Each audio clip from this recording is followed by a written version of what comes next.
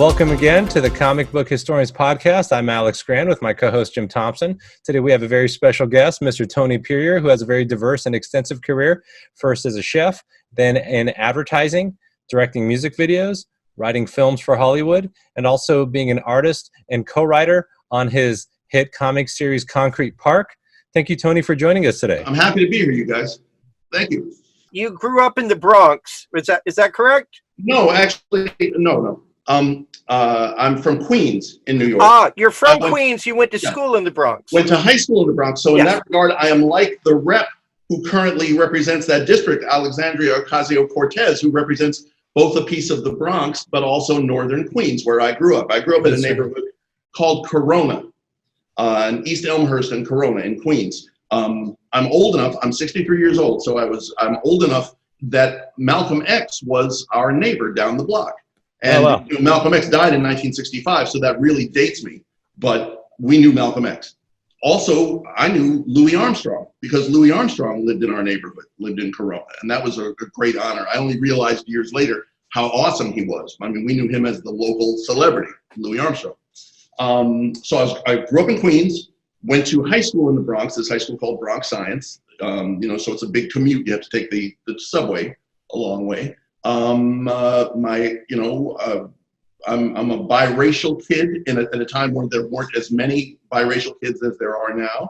My dad's black, my mom's white. We lived in a black neighborhood in Queens. The white side of my family, my mother's family, had disowned her for marrying a black guy. They told everybody she was dead. So I grew up in a black context. I went to segregated schools. You understand? I was born before the Voting Rights Act was enacted. So your parents got together in the 50s, 1950s? Yes, they did. They were married in 1955. You understand? Their marriage wasn't even legal in the United States, in many states in the Union, till 1966, I think, with the Loving decision. Yeah, that's right. So we lived in New York, which was very accepting and very polyglot and mixed up. My old neighborhood now is very, Latino and there's Indian and, everything else. But back then it was a black neighborhood and we were very accepted. Yet we never traveled south. We never went to visit the South or anything because, my parents' marriage was illegal and bad things could have happened. So in that regard, I'm like Obama. Obama's born a day before me on August 4th. My birthday just passed. It's August 5th. And so his parents were thinking along those lines too, obviously. He's a little younger than me. That's true. But in my time, that marriage was not so popular or common.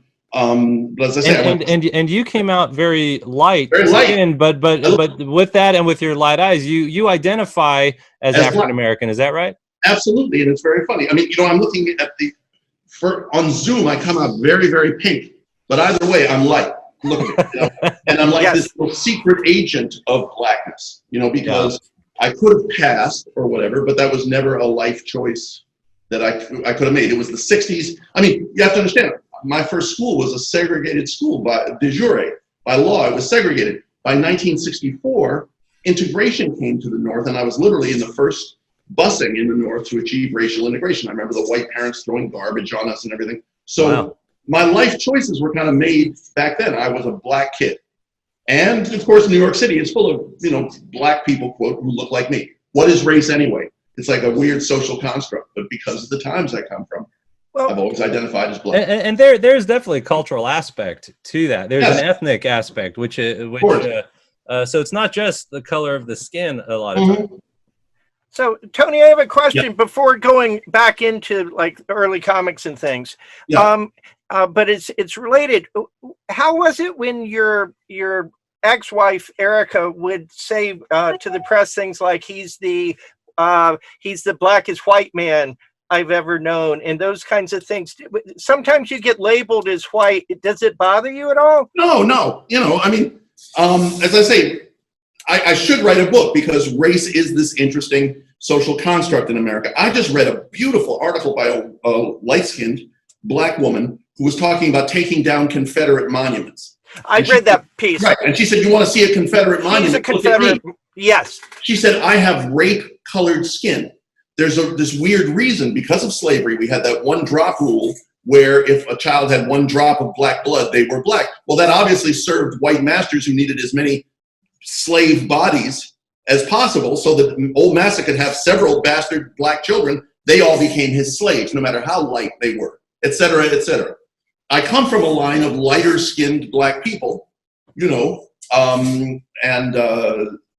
but again, race being a social construct, but also a social category and a cultural category. Yes, I grew up identifying as a black child. Being in school, the school integration did that to me as well. I don't mind whatever people want to call me. That's fine.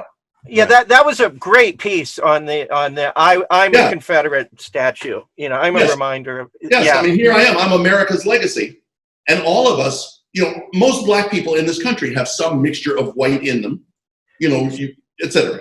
So when you were growing up, did you face any prejudice or any issues on the other side? Were you ever derogatorily called white by No. others? So you were fully embraced. I was very lucky, and the black community has traditionally been embracing, by and large. I meet light-skinned black people said, "Oh, I had it tough." You know, that wasn't my experience. I was a lucky kid, and you know, I grew up in a context in New York City. I mean, there's lots of Puerto Rican kids who look like me. There's lots of mixed kids in New York, you know, and the black community was very accepting. So I never had an issue on that side of the street. No.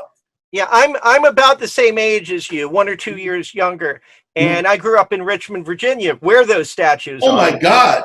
So in my mind, they all talk about preserving history. To me, taking them down is the historical moment. Yeah, that's the thing that's history. You're exactly right. You're exactly right. History is a continuity. It doesn't stop in 1865 with the demise of the lost cause and all that stuff. No. History goes on. I'm history. And what I do here matters. What we do here matters. You know, that's history too. You're right. So let's talk about comics for a little bit. So because I know the time period that you're coming on, because it's not different from mine. Right. When did you start reading? When I was a little kid. There were comics in the barbershop. Mm-hmm. There were comics everywhere. There were comics at the drugstore and comics at Woolworths. Remember Woolworths and all that? Oh, yeah. Is this the early 60s then? Yes, sir. Yes, sir. Yeah. Grew up loving comics. From a very early age, I was a Marvel fan, not a DC fan. I found the DC comics of the early 60s to be very corny, where, you know, the Lightning Lad and all this kind of, you know, like the sort of corny stories, the imaginary stories they had to have Superman having, you know. What if Superman was, you know, married to Lois Lane? All that kind of stuff.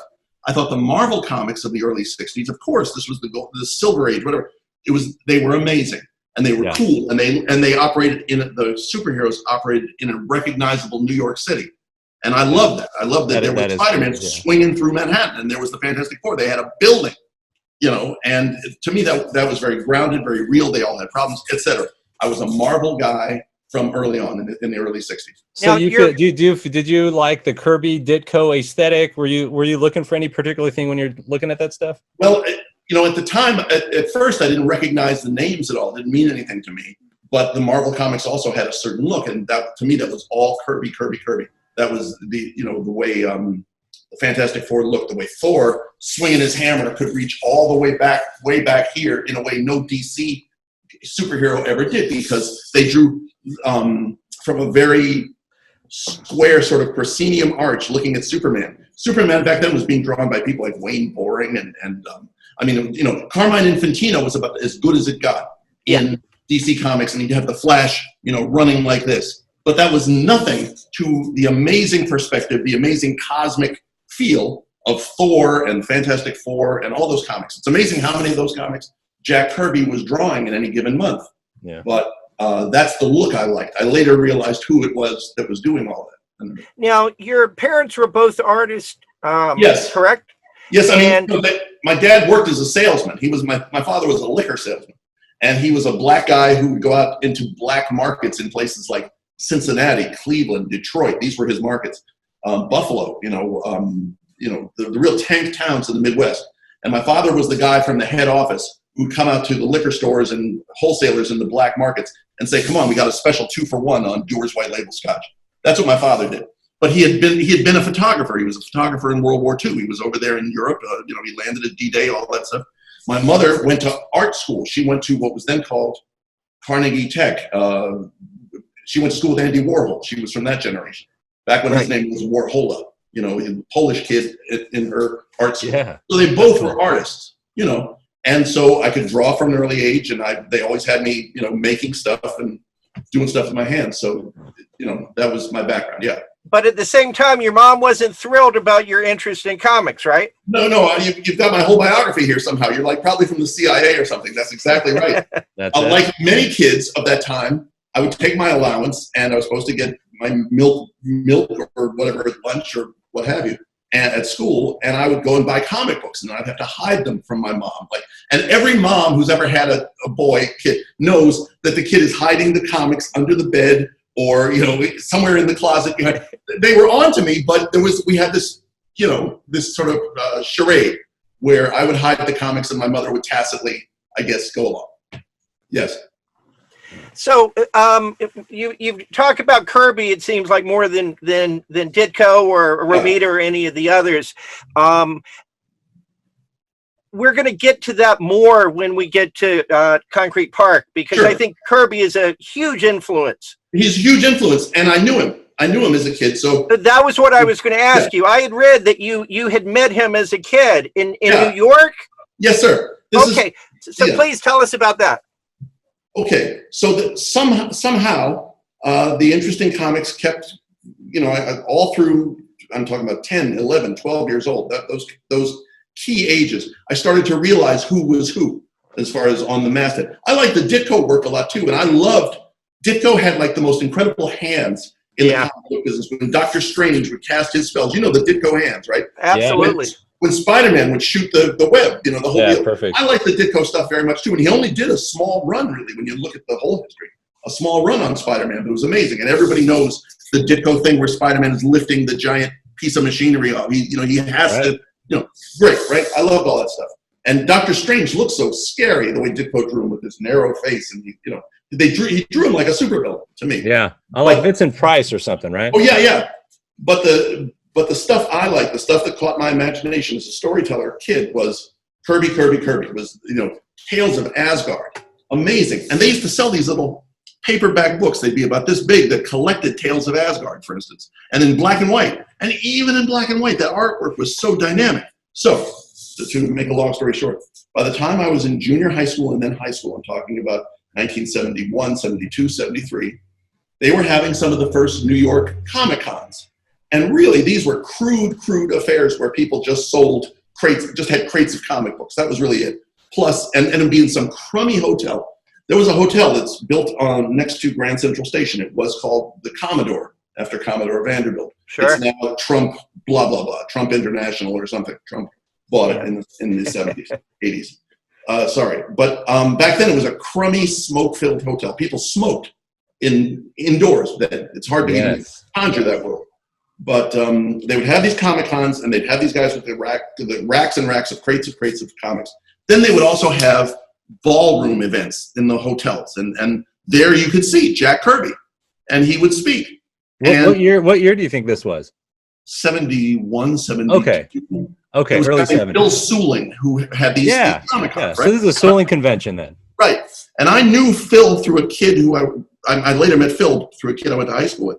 But even at the time, like 71, so I was still in junior high, you'd go, Kirby would speak. Kirby had this really weird backwards way of talking that didn't make a lot of sense, I got to say, as a kid. Yeah, like Yoda or something. Right. I mean, the one thing I ever heard him say that made sense was, you know, when you and I get angry, we kick the can down the street or something. When Thor gets angry, he knocks the top off a mountain. And so that's the whole thing. He says, look at the Hulk. He just gets mad all the time. Well, that made sense. But a lot of the stuff Kirby said, I couldn't even follow it because it was very non sequitur, whatever. But you could also see him half an hour later in the room with the guys with the crates of comics. And he'd just be standing there holding court. And kids like me would bring our drawings, and he'd look at them, and my drawings were awful, you know.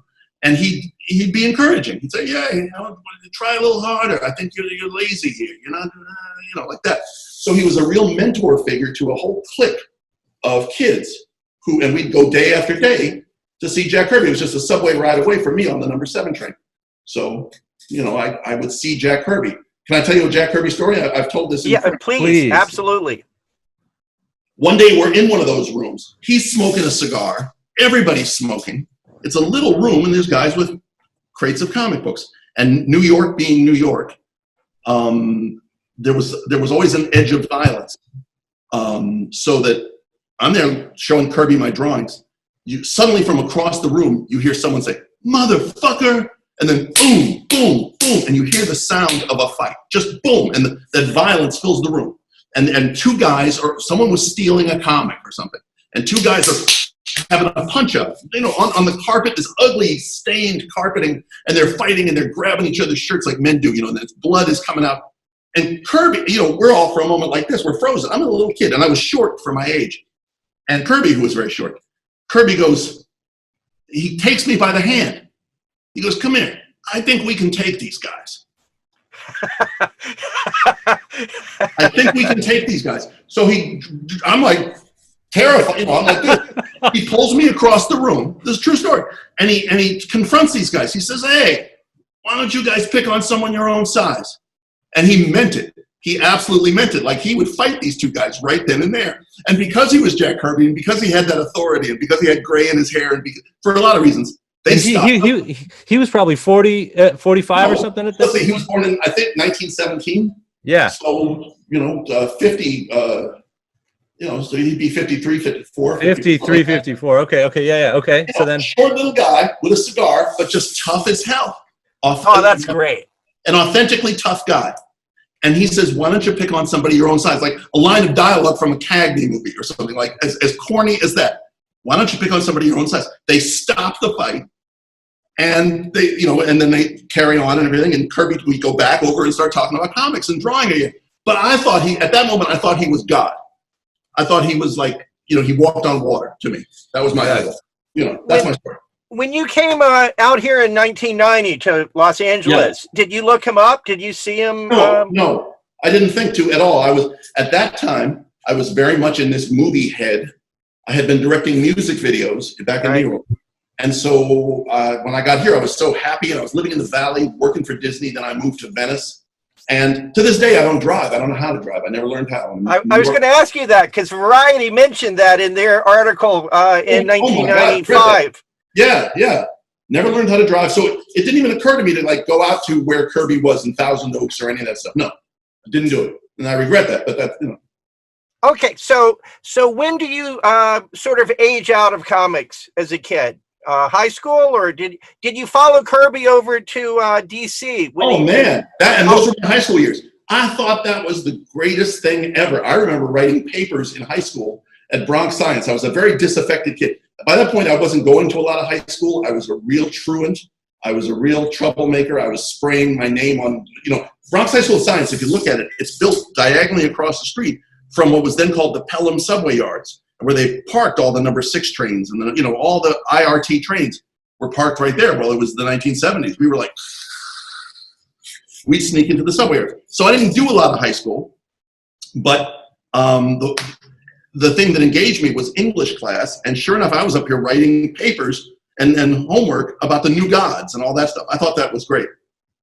That's really interesting, because I had read where you said you trained yourself to not draw like Kirby, that it was important to you not to do that. And I mean this as a compliment. Yeah. I think you write like Kirby in some sections. And I know some people, but there's a quote in Concrete Park, "The stranger's too fast, too strong, kill him and kill Silas for wealth and power." And it's like the cadence of that and the rhythm is so Kirby-esque. Thank you. I never would have thought of that, but that's a good point. That's true. People talk shit about how he wrote the Fourth World comics. I thought they were great. I thought The Pact. Are you kidding me? Oh yeah, no, absolutely. One of my favorite comics of all time. And there you have it. You read that dialogue and just in a couple of parts, but it's there. Whereas, and then we'll talk about it later. But the other part you do on that is that when you get to the gate The the Kurtzberg Gate. The Kurtzberg Gate. I think it's not really just, I mean, obviously it's not a gate, it's a person, but right. I think it's almost you having to face the Kirby That's heritage. Exactly what it was. You hit the nail on the head, because everybody, it's just like Miles Davis would say about Louis Armstrong. Louis Armstrong played more horn than anybody else has ever played. And if you pick up the horn, you must deal with that giant mountain in your road, which is Louis Armstrong. And you can go against him, you can go with him, but you must deal with it. You know, black people have this great expression in the black church that you've heard repeated in R&B songs. When speaking of God, they say, so tall you can't get over him, so low you can't get under him, so wide you can't get around him. You must come in through the door. And so the Kurtzberg Gate is my way of saying, Kirby is there in the road. You must come in through the door. You can't get around him. And you do it with the 9-panel fight grid. Yes. It's so iconic. Yes. I saw that and I was like, I know exactly what he's doing.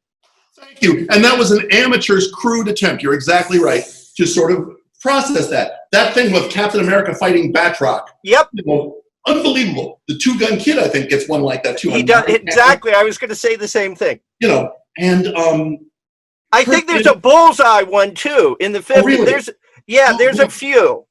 Kirby influenced me in so many ways, including he did a thing that I love in another author, Charles Dickens, where Charles Dickens will have these great names, Magwitch and Mr. Sowerberry and Oliver Twist, you know, those great names. And Kirby would do that over and over again with Armageddon. And even the great one is Scott Free, Mr. Miracle, Super Escape Artist. That's a great Dickens-esque name. So if you look at Concrete Park, we have Scare City, which is to me, channeling Kirby. And what, clack, clack guns? Is that what it was? Say this again, please. Clack, clack, clack guns? The weapons? Oh, the guns also go like that, yes. Oh, yes, the clack, clack. Yes. Clack, clack. Onomatopoeia, thank you. There's in Commandy, there's an insect with that name, right? Oh, click, click, click, click. That's click, yeah. But I thought of that, but clack, clack, and the sound effects, yes. It's so Kirby. Yes, and I'll tell the world, I mean, when I came up with the name Scare City, for a minute I went, thank you, Jack. To me that's a kind of Kirby-esque beat. Yeah, that's like a city on Apocalypse or something. Yes, Apocalypse, Armageddon, Scott Free, what a great name. Commandee is a hysterical name. You know, Commandee, got it. For me reading that, I thought it was like, you know how Kirby took over the Losers at DC? Yes. I felt like Kirby had been hired to redo 100 Bullets, and that's what your book was to some degree. There's a strong there is a strong Kirby influence.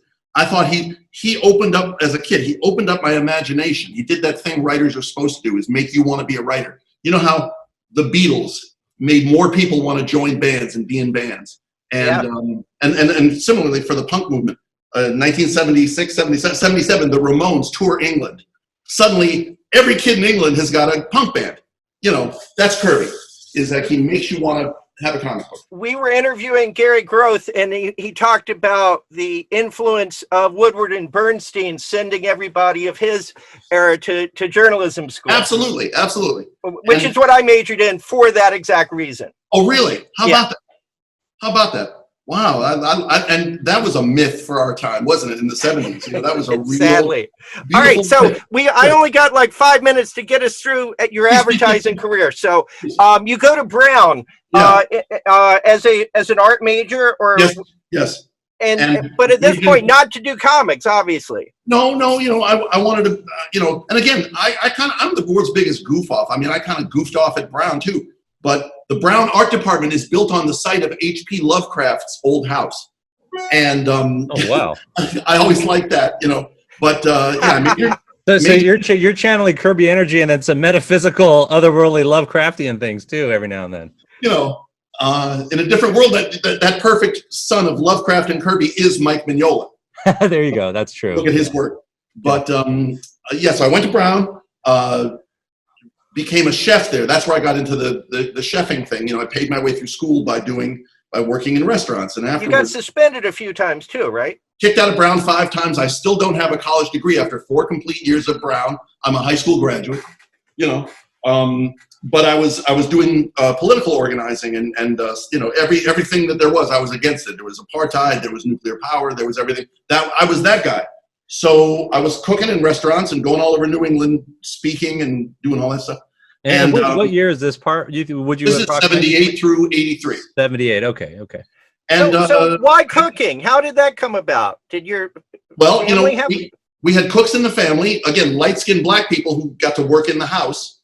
You know, my father's people, his mother and all of his aunts, they were those big fat black women who'd come to Thanksgiving with the 2 turkeys in the pan, you know, and they were those women, and I learned to cook from them. And I cooked at Brown in the dining hall. It was awful. You know, you'd see a beautiful meal come by on doing the dishes, you know, a beautiful plate. Somebody just stubbed out a cigarette in it, you know, because the privilege of Ivy League kids, you know, but I learned to cook. And so I ended up, till about 1983, being the chef at this gourmet seafood joint. A lot of mob guys came in. That influenced my later career. I wrote Eraser because I knew these mob guys. So I was a cook, and then I went to New York City. And summer of 83, a very important summer, because I was also working as a DJ in clubs, and suddenly music video came in. And 1983 was the summer of Michael Jackson's Beat It, that huge video, Billie Jean. Kids would pay to come to venues I would host just to see the videos, because a lot of kids, especially black kids in Providence, Rhode Island, didn't have MTV yet, but they'd come and pay me a couple bucks at the door to go see these videos and dance to Michael Jackson. And then I got the idea, oh man, I'd love to be a music video director. So I went to New York City in the summer of 83, and I'd heard that all these guys directing these videos had worked in advertising. And so that sort of got in my head. So I applied for work at some of these ad agencies. And the place where I got the most traction was a place called J. Walter Thompson, big ad agency. They had the Marines and Ford Motor and Kodak, all these big brands. And the creative director there was Jim Patterson. He's now James Patterson, this big novelist, the world's best-selling novelist. World's best-selling novelist. So he didn't seek you out. Some reports have that he saw your designs. No. You went and applied for the job. Yeah, and I didn't know what I was doing, but I had some storyboards I had drawn, thinking that would be the thing. And they kept passing me up the line. The different art directors at Thompson said, oh, you ought to talk to Jim. And I'm like, who the fuck is Jim? I'm being fobbed off on some Jim guy. Jim turned out to be James Patterson, and he was the creative director. And he had written the jingle, "Aren't you hungry for Burger King now?" He was the guy who realized that everybody watching TV late at night, they were stoned, they were hungry. So he would have Elizabeth Shue, the Burger King girl. She became later the movie star Elizabeth Shue, but she would be like, they'd show big food like this. And then she'd go, come on, we got you. Didn't we get it? You're hungry. You know you're hungry. So this was after Burger King went through its flame broiled period and then hired 2 different ad agencies, and there was a real attempt to up their awareness. Was this a new ad campaign that you were working on? No, I mean, this was, let's see, 83, 84, 85, 86, when I was working on it. Thompson had the Burger King account and had successfully positioned themselves as better than McDonald's, tasting better than McDonald's. Right, the Burger Wars. The Burger Wars, that was exactly the time. And Patterson hired me, among other things, because he liked the fact I had no advertising background. They had a lot of people working there who had gone to school at the University of Texas and all these other schools that have advertising majors. He thought it was cool to have an amateur and also somebody who'd been a chef. He said, just make the food look pretty, man. Come on, because the food didn't look pretty. As it should. Because of your you being a chef and your sense of food design is what caught his eye on. Yes, and also I could express myself visually. I could draw storyboards, and I don't know. He was that kind of guy who would hire a weirdo almost to piss his other creatives off, to be like, look, I'm hiring guys off the street who are chefs, so you guys better step up your game. And it's a strategic hire too. I didn't know what I was doing. Did you do Goodyear too? I'm sorry? Did you do Goodyear as well? Yes, I worked on Goodyear for a while, but Goodyear was the most corporate client we had. I did print ads for Goodyear, but man, they were so conservative. I mean, Burger King was conservative. I'll tell you a quick story. We would go flying down to meet the franchisees of Burger King. Their headquarters were in Miami. And you'd meet these guys. They were all from the Midwest with plaid pants and white belts and white shoes. Those were the clients. And they would look at our work for Burger King and they'd say, you know, boys, it's creative. It's a little too creative. So can you scale it back by about 20%? So that was the brief. 20% less creative. Yes, sir. That was advertising. So, all right, I'm gonna turn you over to Alex with the you're there. We know what you're doing, but then you have some kind of eye injury or something, Right. an accident. Right. Oh my God. So you're working on you know advertising, design, and then there was a temporary blinding. What exactly happened? If you can imagine this, I mean, I was being paid nothing too. They used to say advertising is a great job if your parents can afford to send you. You know, so I was making $16,000 a year, but Patterson gave me the assignment of making the corporate film. Every year there's like a corporate Christmas film. You can imagine there were 2,000 people working there in this big Madison Avenue headquarters. It was on Lexington, but it was, you know, very much Madison Avenue. And so I made the Christmas film. And one day I'm filming the Christmas film with a Super 8 camera because, you know, we did different media, Super 8 video, and I scratched my eye with the rubber eyepiece of the camera. Okay. It was a rental. It was like a corneal abrasion or a corneal ulcer or something. Scratch my cornea. Simple as that. Scratched my cornea, got a bad infection. The infection went to my other eye as well because earbuds communicate, you know. And were you wearing like contact lenses? No, just scraped my cornea and kept on working. But by that night, I was like, in incredible pain. It's very painful. Okay. So I went to the emergency room. I had this high fever, blah, blah, blah. You know, oh, really? They had to pack my body in ice, all this dramatic shit, right? The fever came down, blah, blah, blah. I had bandages on both my eyes. When I went to the eye doctor afterwards, I had an old German Jewish eye doctor named Dr. Frankfurt, who'd been in the camps, and he had the big purple tattoo like on his arm, Dr. Frankfurt. So he didn't give you any bullshit. He looked at my eyes and he was like, "I'm very sorry, you never see again." I'm like, "What?" He said, "I'm sorry, you never see again." So this was like, there's like a lot of corneal scarring and things. Yes, in both eyes. It was black. Just fucking black. Forgive my language. That's how I'm from New York. It's okay. Yeah. But yeah, so it was very bad and very scary. But over the course of a year, he sent me to see these specialists who, you know, they freeze the surface of your corneas and they scrape them with a scalpel, literally like the torture of the damned, you know, it was crazy. But over the course of a year, I got my eyesight back. Yeah, that's good. And they scraped the scar tissue off. It kind of healed. They'd give you some drops and things. Yeah. It was a long-term process. Yeah, it's like plastic surgery. You know, let's diminish that scar. You got it exactly right. And it was weird because Patterson, you know, I'm tapping my way through Midtown Manhattan on Lexington Avenue with my little cane. And Patterson was like, "You know, I can't fire you. That would really be against the law because you're handicapped. I can't fire you. But now you can't, you know, be an art director anymore. So you got to write the commercials." So he had me writing commercials, and he was really a writing mentor. He was a very mean, you know, I love him, but he's a mean, unforgiving son of a bitch too. And he was he very East Coast in his mentality? East Coast. I mean, he was very, how do I say this? I've met people who were smarter than Jim Patterson, but I never met anybody who used more of his intellectual horsepower for his work.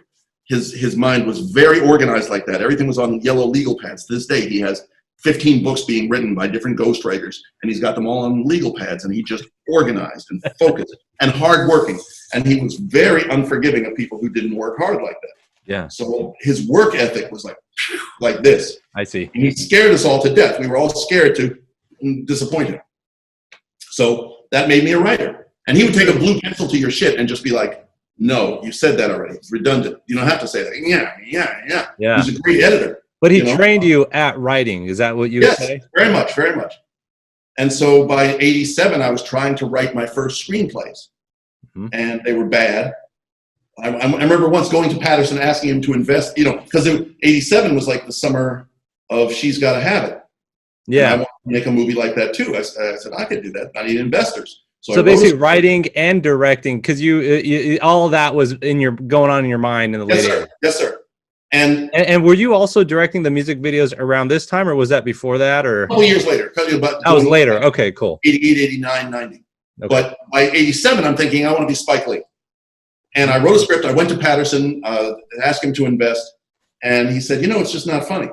It's not funny." I was like, "Oh, this is so." And he said, "And for my nickel," which, by the way, you're not getting, you need to rewrite this whole thing. You know, that's how he would speak to you. He was so tough, but without a tough Obi-Wan Kenobi like that or whatever, without a tough mentor, I wouldn't be the writer I am. I think I have a decent work ethic now, but it's thanks to him. Yeah, I see. That's great. Yeah, because so you would say you were more creative rather than rigid and disciplined, but then he kind of put some of that discipline into you. Oh my God. that creative work means nothing if you don't organize your shit and make sure, you know, it's great you have something creative, but we need it Monday, you know, and 9:30 on Monday won't do. The meeting's at 9, period. If you don't, you know, he was tough like that. So yes, we worked weekends. We all wanted to please him, and it made me a good writer, I think. I mean, it made me at least a hardworking writer. Yeah, that's awesome. Yeah, that work ethic's really important. So then tell us tell us about the aspirations to become the next Spike Lee, and then start to direct the music videos, because there were music videos, LL Cool J, K Solo, EPMD. Tell us about that. I was trying to, you know, because I could draw storyboards, I at that time, you know, music videos were blowing up. I knew a couple people, so I'd go. You know that song "Rhinestone Cowboy," where you're walking up and down the streets of Broadway? That was me. Like, you know, I swore I was never going to be like my father, like a salesman. But here I was on Broadway with my little case of samples. In this case, storyboards, like an encyclopedia salesman or something. Yes, like Willie fucking Loman. And I'm knocking on the door of like Russell Simmons' Def Jam and other record labels that were all on Broadway, or, you know, either in Times Square or on Lower Broadway down in the Village. And I never got a job from Russell Simmons. To this day, I hold a grudge, you know. But I started getting jobs from these other small hip hop labels. And there was a label up on Broadway called Sleeping Bag Records. And I did their corporate film, and then I did a video for them with Biz Markie. I mean, this is the kind of artist. And, you know, KRS-One, they worked for Sleeping Bag. And then finally I got to do EPMD, who was their big artist, you know, EPMD. And did that video, and that led to doing K Solo. And the EPMD video had LL Cool J in it, so I got to work on an LL Cool J project. So suddenly I was working, but the budgets for these were microscopic. And if you went over budget, that came out of your pocket. So I think I lost money on all the videos I ever did. But oh man, okay. But definitely probably learning experience, I'm sure. Great learning experience. Great to be in the editorial, you know, when you're putting it together and you realize, oh God, I didn't shoot my coverage. What am I going to do? The video I did for EPMD was called You Had Too Much to Drink. And it's a simple thing about a guy getting drunk. And the chorus is, you overdid it, Holmes. You had too much to drink. I'm sitting in the editorial bay, and the editor is saying to me, you didn't shoot it, Holmes. We don't have enough to cut. You know, so those were learning experiences. And so then you were at, how was LL Cool J and Biz Markie and them to work with in the late 80s, or in the late 80s, early 90s? I mean, EPMD, one guy was hardcore business, Parrish Smith. He was hardcore. His partner, Eric Sermon talked like this. Eric Sermon had kind of a mush mouth. He talked like this, you know, what's up? How you doing? Where's the dances at? I want to see the dances. What's the dance? You know, like that. But they were business like. LL Cool J, a lovely guy, but he would come on set and get everybody high. You know, 11 a.m., the set is working really great. We're filming, everything's great. Noon, everyone's having lunch. LL Cool J brings all this weed. You know, 1 o'clock, everybody's like, let's shoot it. You know, they're like null and void. You know, there was that. I liked LL Cool J. He should queens like me, but LL Cool J brought the buzz, and everybody got high, and then everybody was useless. So yeah, I don't know about you, ladies and gentlemen, but I'm having a great time. Jack Kirby, LL Cool J, all in one thing. This is a lot of fun. I'm telling you. I've lived a long time, and I've had this weird, colorful life. That's true. I'm very lucky. You know. So now, and then this is kind of a sequitur to 1990, but there's a quote that. And Jim and I were discussing your 1995 Variety article yesterday, but there's a sentence, can a former chef and Madison Avenue man, that's the advertising reference, a self-proclaimed dilettante who paints, writes, cooks, composes, and computes but never learned how to drive, find happiness in Hollywood. So tell us about 5 years earlier in 1990, you were selected for the inaugural class of the Walt Disney Company's writer program. There's a lot of interesting writers that came out of that as well. Writers from Mad Men, Once Upon a Time, Psych, Chicago Fire. So tell us about getting accepted into that. You know, walk us through that process. Sure. The picture I wrote that wasn't funny, that Jim Patterson said I wasn't getting his dime for, or his nickel. A black producer in New York City had read it, and she recommended me to the Disney program. And it was 1990. They were looking for minority writers. And again, I mean, here's a whole question about race, a social construct. The Disney program at the time was called the Disney Minority Writers Fellowship. It was that because Jeffrey Katzenberg really was stung by criticism. He was running the studio. He was stung by criticism from the NAACP that all of Hollywood studios had a horrible record behind the camera in terms of hiring minorities, but Disney was the most egregious offender of all. So he created this program, very proactive. Let's go get a bunch of black writers. Let's train them up, minority writers of all kinds, all stripes. Let's train them and really show the world that we're committed. Wow, that's so cool. They did that program.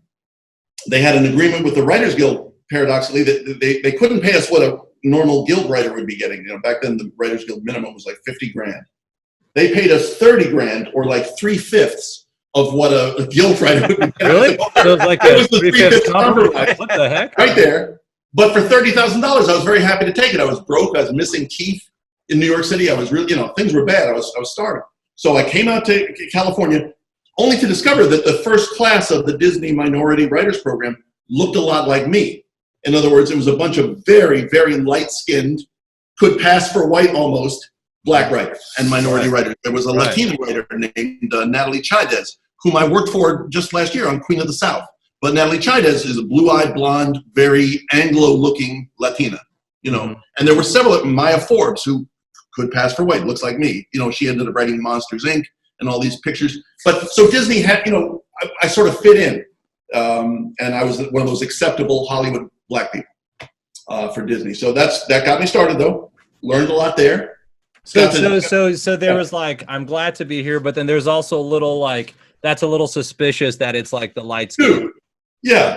So it's like a double-edged kind of, I mean, life's double-edged, I guess. Sometimes. Life is like that. And at the time I was like, well, I'll take it, because they promised to get us into the guild. They promised to introduce us to a lot of people. That didn't really happen, but they did do things like they brought in Robert McKee, the guy who wrote that book Story, for an intensive 3-day thing. We were locked in a room for 3 days with Robert McKee, who was like an old alkie who like was late for his first drink. So sort of like a mean guy. I hate to say this.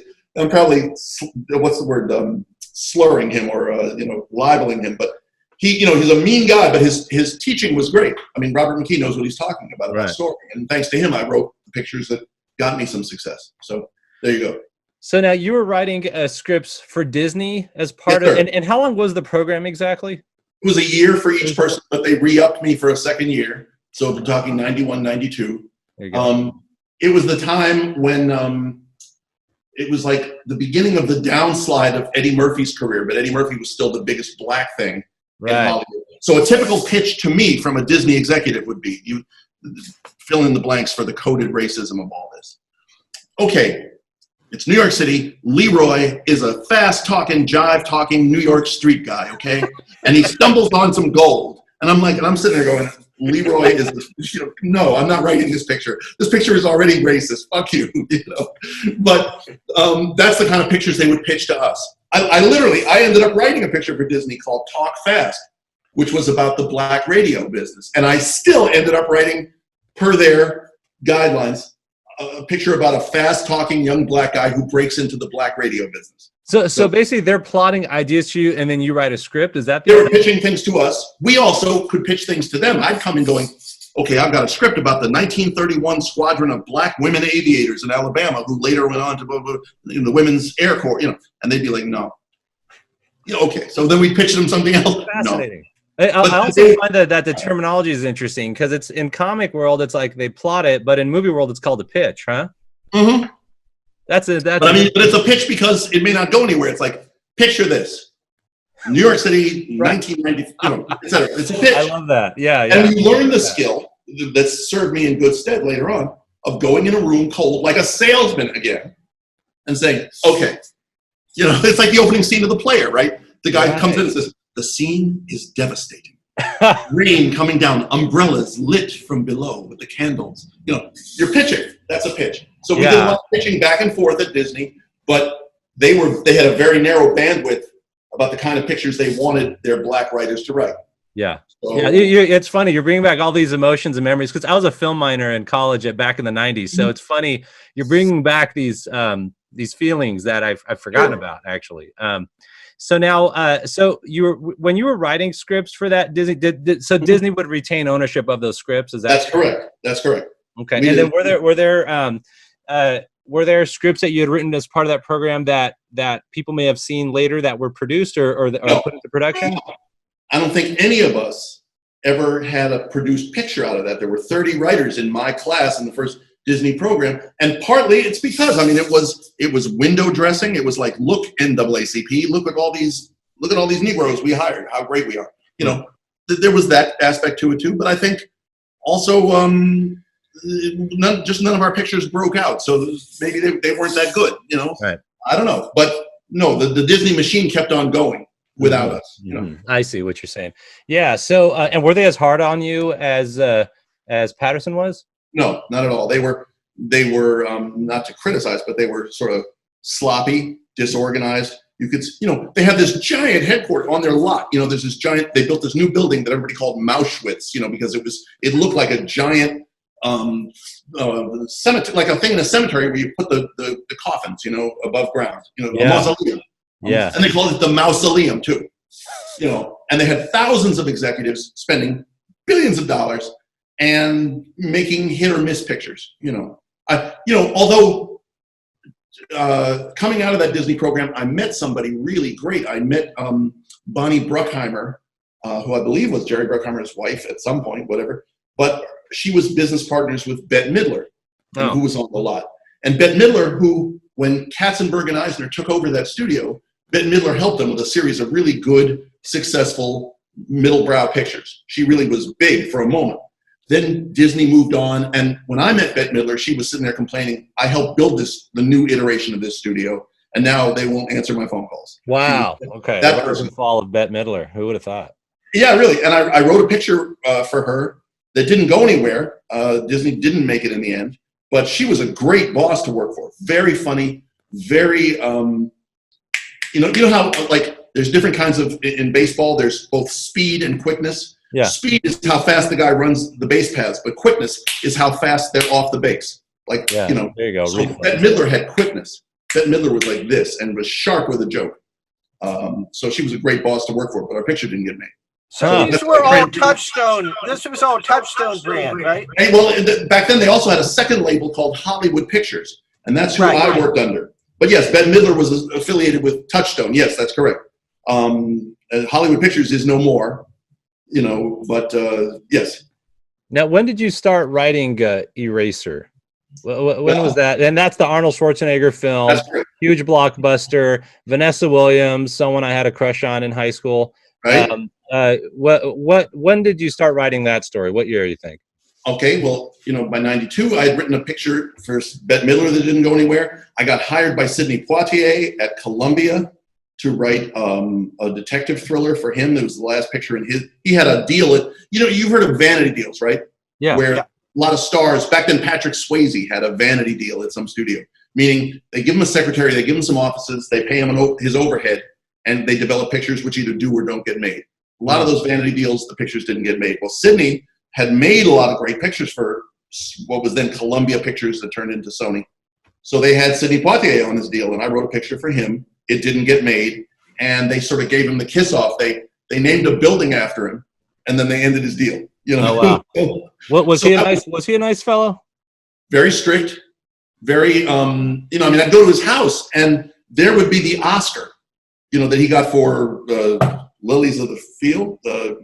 He should have gotten it for Heat of the Night, but he didn't. 66, right. He got the Oscar. The Oscar was from 1966, and so many people had held it that the gold had rubbed off. Oh no! Okay. And you could see the lead. He was a very. He used to say things to me like this. He would say, "No, he didn't say. He had a man to do his yelling for him. Sidney would get mad at me and walk and stand up and leave the room. He wouldn't debase himself to do the yelling. But he had a guy, he's from the Bahamas, and he had this other guy from the Bahamas who would say, Sidney is very, very angry with you. You're such an impudent young man. You say anything that's on your mind. Look at Sidney. He's very angry. I don't know if he's going to come back. I don't know. Then Sidney would always come back, and Sidney, his way of making peace with me, because he was so furious, he'd go, "You want a sandwich, kid?" I'd be like, "Yeah." So Sidney Poitier would make me like a tuna fish sandwich. That's amazing. It's like the Key and Peele routine with Obama, where he was having the angry guy. Yeah. Sidney had this guy named Cedric, who was another Bahamian. And, by the way, here's the root of it. Though Sidney grew up dirt poor in Miami, Florida, he was from Cat Island in the Bahamas, grew up real poor, couldn't even read, blah, blah, blah. Still, from that British Bahamian upbringing, there's certain ways you speak to your social betters and your social inferiors. Yeah. So Sidney spoke to me like I was the pool boy a little bit. At the same time, I'm an American. No man is my better, right? Yeah. So even though he's Sidney Poitier, and I'm very intimidated by him, he's to sir with love. I mean, he's Sidney Poitier. I'm going to speak my mind and say, Sidney, I don't think that's a great idea. And Sidney would turn purple and stand up and leave the room. And then, because the pool boy had spoken out of turn. Amazing. So I see him around. I haven't seen him in years, but I mean, I would see him around after that. And he was always very kind to me. He's a great guy. He's a gentleman, but he was mad at the way I spoke. Yeah, he had a British sense of social structure, it sounds Yes, like. very much. So anyway, you asked about, so by 94, I had agents. They were awful. They were ganefs. You guys speak Yiddish? A ganef, like a thief. Okay. These guys would steal your front teeth. They were my agents. That's the agent I got. And I was writing all this big science fiction stuff. And they were like, why don't you write something simple like Boy Meets Girl? Something we could sell. And I thought, I can't write Boy Meets Girl. I don't know how to do that. But I could write Boy Saves Girl. Then I could get my head around something simple.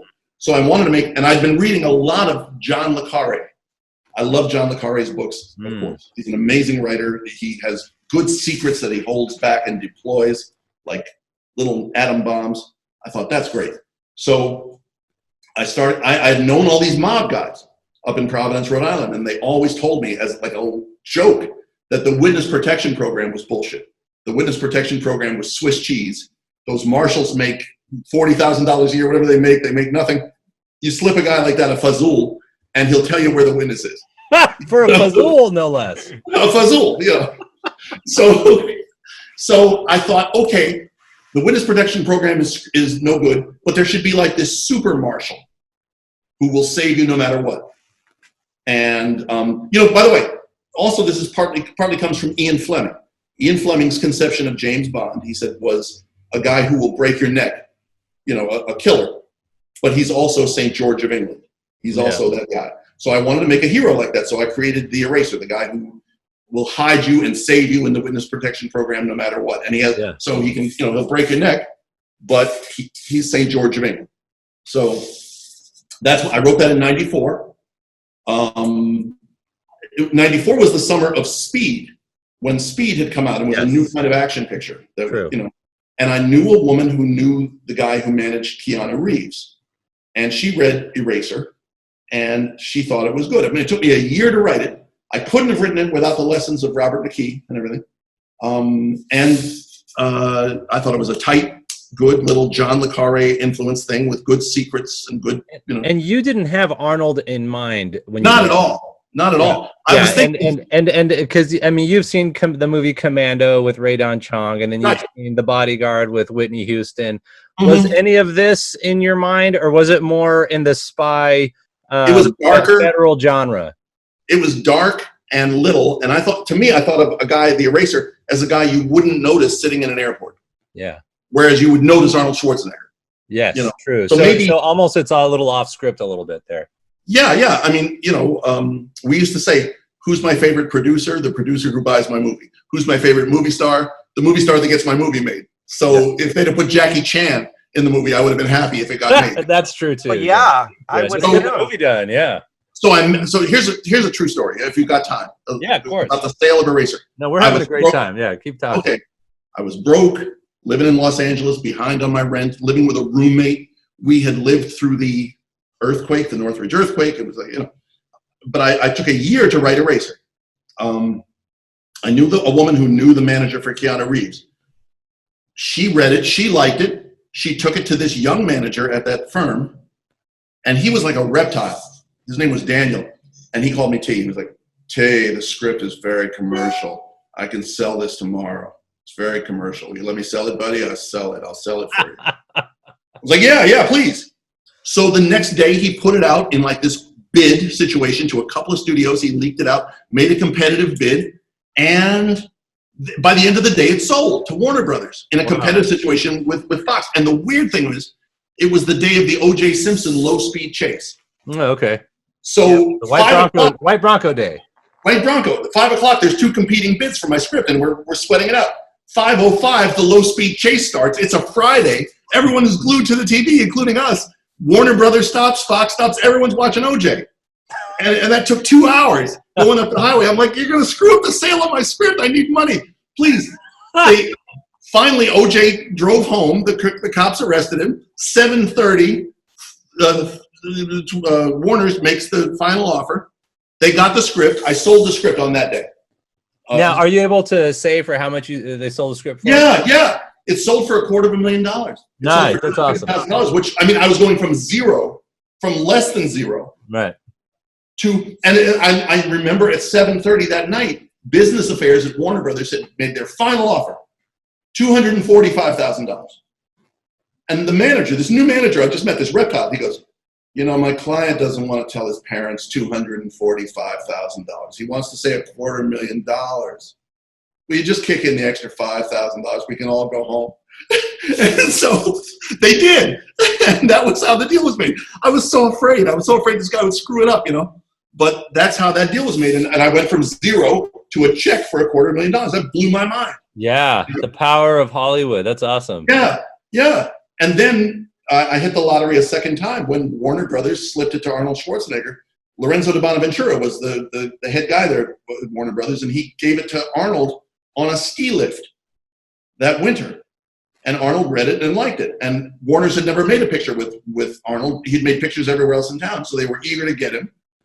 And he signed on, and he called me up one night. Arnold Schwarzenegger, I mean, I lived right up the block from his office. I lived in Venice, and right down at the bottom of the block was his restaurant. Sure. And Arnold called me up one night, and he goes, "Hello, Tony, this is Arnold. How are you?"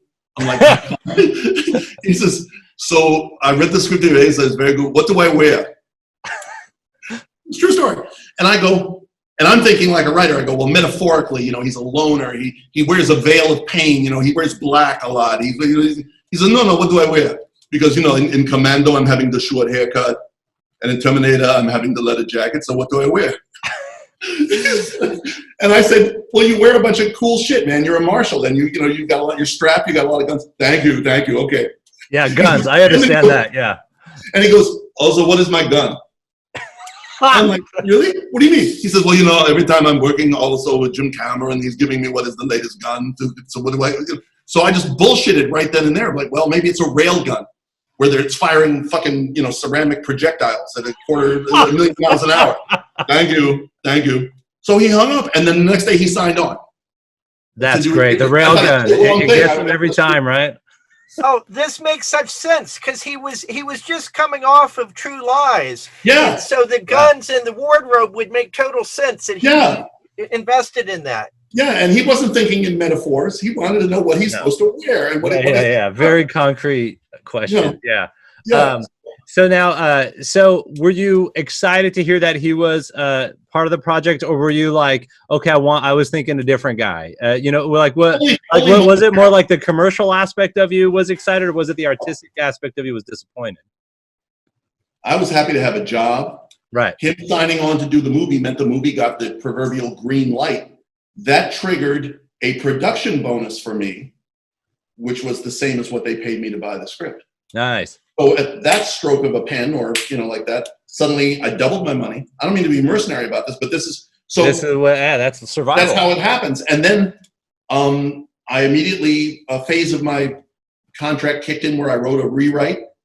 Then they hired a bunch of other writers to do rewrites. They hired me back. I wrote 13 different drafts of that script. Oh, okay. So you were doing the rewrites to that. But so did 13 other writers. Okay. For a total, when we went to the Writers Guild for arbitration, they got a big crate with 56 different drafts of Eraser.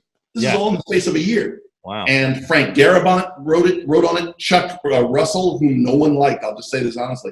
Chuck Russell, the director, he did a lot of rewrites, tried to write everybody off the page. In the end, the Writers Guild awarded me and a guy named Waylon Green credit for the picture. Waylon Green wrote The Wild Bunch. Great writer. Wow. And a real gentleman, lovely guy. But there were 13 other writers too, in addition to me. But I kept getting paid to rewrite it. I got a lot of money just rewriting that damn picture. That's awesome. So it was its own, like, it was feeding you for a while. Oh, dude. You know, and the weird thing was that helped me get other jobs because A, my name was in the paper, like you saw in Variety, he sold a picture. Yeah. But B, the word got around that at least I acted professionally when it came time to do the rewrites. Yeah. And I didn't hold a grudge that I kept getting fired off the picture, but that's life. You know, you find that another guy comes in, then you replace him, you know. So suddenly I started getting other work and booking other work because I had a decent reputation. So that Did you write Vanessa Williams' character originally as an African-American woman? No, that's Arnold. You notice he had Ray Don Chong. He's had Maria so that was Arnold. Alonso. That's cool. Oh, Arnold picture. Because he was looking for somebody age appropriate, but also somebody, he knew a lot of his audience was people of color. Arnold always thought that way. Wow, that's awesome. Yeah, that's cool. I like Arnold, so that's cool. Yeah. Yeah, I mean, he has some, how do I say this? One weekend, we were locked in a hotel doing these rewrites, and we were sweating, and we were eating pizza, and it was 2 days of awfulness. Then we had to drive up to Arnold's house to pitch him the new rewrite. And we go up there. Arnold has just been in Vail, Colorado, somewhere skiing. He comes in looking like a god, looking like the sun is shining just for him. Perfection. We're all, including Lorenzo de Bonaventura from the studio, we're all sweaty and we have beard stubble. And we're like, so Arnold, I think in the end, the train runs the guys home. That's great. Thank you. Thank you very much. That was it. I mean, he was cool like that. I mean, we were like, he's a big movie star, so, et cetera. That's that story. So now, did you ever talk politics with him? No. He, like a lot of self-made men, he had a very disdainful attitude about people maybe who weren't as self-made as him. There aren't that many who are as self-made as Arnold. So I thought he thought politicians were grubby and sort of beneath him. He was a classic Leo. I mean, I've met guys like him, alpha dogs, big dogs, like Bill Clinton, another Leo like that. Self-made man, and Arnold had a really strong sense of himself that he knew what he was doing. And other people could be kind of stupid about things, So there was that. So the two different sides. An admirable guy in many, many ways, but also a guy who's like, I mean, look at this guy, he's stupid. Here's the story. At the beginning, we're going to add impersonator on your resume here because oh my God, you are funny. Here's the story. Beginning of the picture, everything was great. My good friend Chuck Russell is directing this picture. He's my good friend. I've been skiing with Chuck Russell. He's great. He did The Mask. Okay. That was the beginning of the picture. By the end, everybody hated Chuck Russell. I went on the set one night, and everybody is like non-cooperating with him as hard as they can. The grips who are pushing the dolly are pushing as slowly as they can. Everybody hated Chuck Russell. And I was with Arnold one time when he called up Terry Semel, I think, the head of the studio, about replacing Chuck Russell. And he's going, I don't know what you're going to do with this director. So suddenly Chuck Russell had gone from being my good friend Chuck Russell to being this director. And Arnold's going, I hear Joel Schumacher is available, right in the middle of the picture, in the middle of production. So it was like that. So Arnold could be disdainful and impatient, like a businessman, like a self-made man. Yeah. That was him. So, I liked it. Yeah, he's kind of an artist in some ways, and he's the muscle guy, Mr. Universe, right? And then and there's maybe a little bit of an aspect of a Henry Ford type of personality maybe in there. Self-made, and he partly won. If you see that movie Pumping Iron, he partly won by mind fucking all the other competitors. That's right. Lou Ferrigno couldn't take it. He's like, "Look at you, Lou. You're not in shape. Well, I'm in shape. Why are you not in shape, Lou?" Yeah. And he kind of mind fucked him right out of the competition. Yeah, that's Arnold too. He can be mean, Yes, yeah, and kind of mischievous about it too, a little bit. Yeah. I was in Columbus, Ohio, in front of their civic center, and there's a giant steel sculpture of Arnold Schwarzenegger doing the pumping down, like this, posing down. Perfection. That's where he does his Arnold classic bodybuilding thing every year in Columbus, Ohio, of all places. Of all places, but they love him there. Go figure. Oh, he's big. He's big in Columbus. I watched Eraser last night. Just so you know. My God. But there's a couple little points I wanted to go through, which I found interesting. First, Alan Silvestri did the music to this and The Bodyguard. Did the producers kind of be like, okay, he did good music for there, let's put him over here too. I mean, how did Alan Silvestri, do you know about how he got involved in that? You know, Alan Silvestri was good friends with Frank Darabont. Okay, there you go. One of the writers brought on. And Frank Darabont was good friends with Chuck Russell. We all couldn't understand why Frank and Chuck got along, because Chuck was not a nice human being. Frank Darabont is a true gentleman and a real good guy. And so Silvestri was something they talked about together, and Frank Darabont had worked with Silvestri on other things or just knew his work.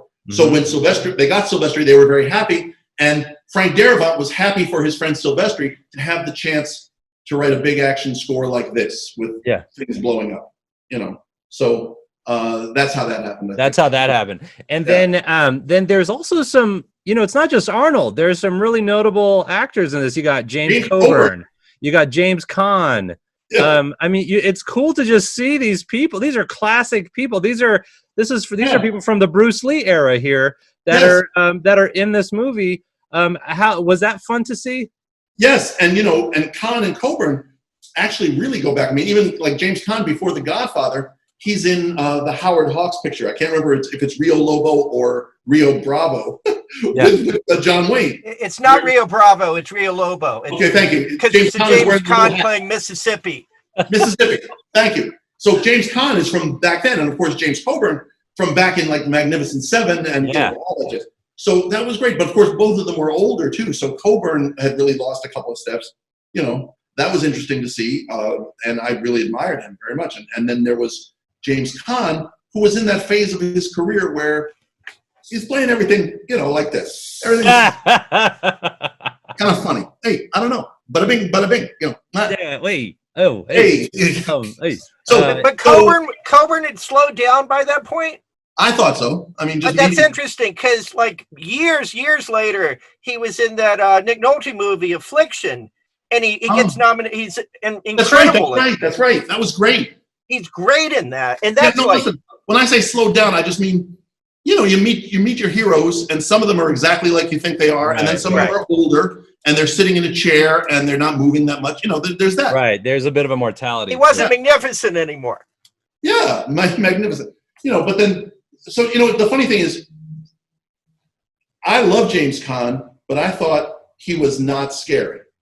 And I because him like fighting Arnold fisticuffs, I don't know about, you know, that's, but he's very charismatic though. He's charismatic, but I wish I had, you know, the writer, I had hoped for somebody more menacing. For instance, the picture was produced by Arnold Copelson, and Copelson was just coming off of The Fugitive.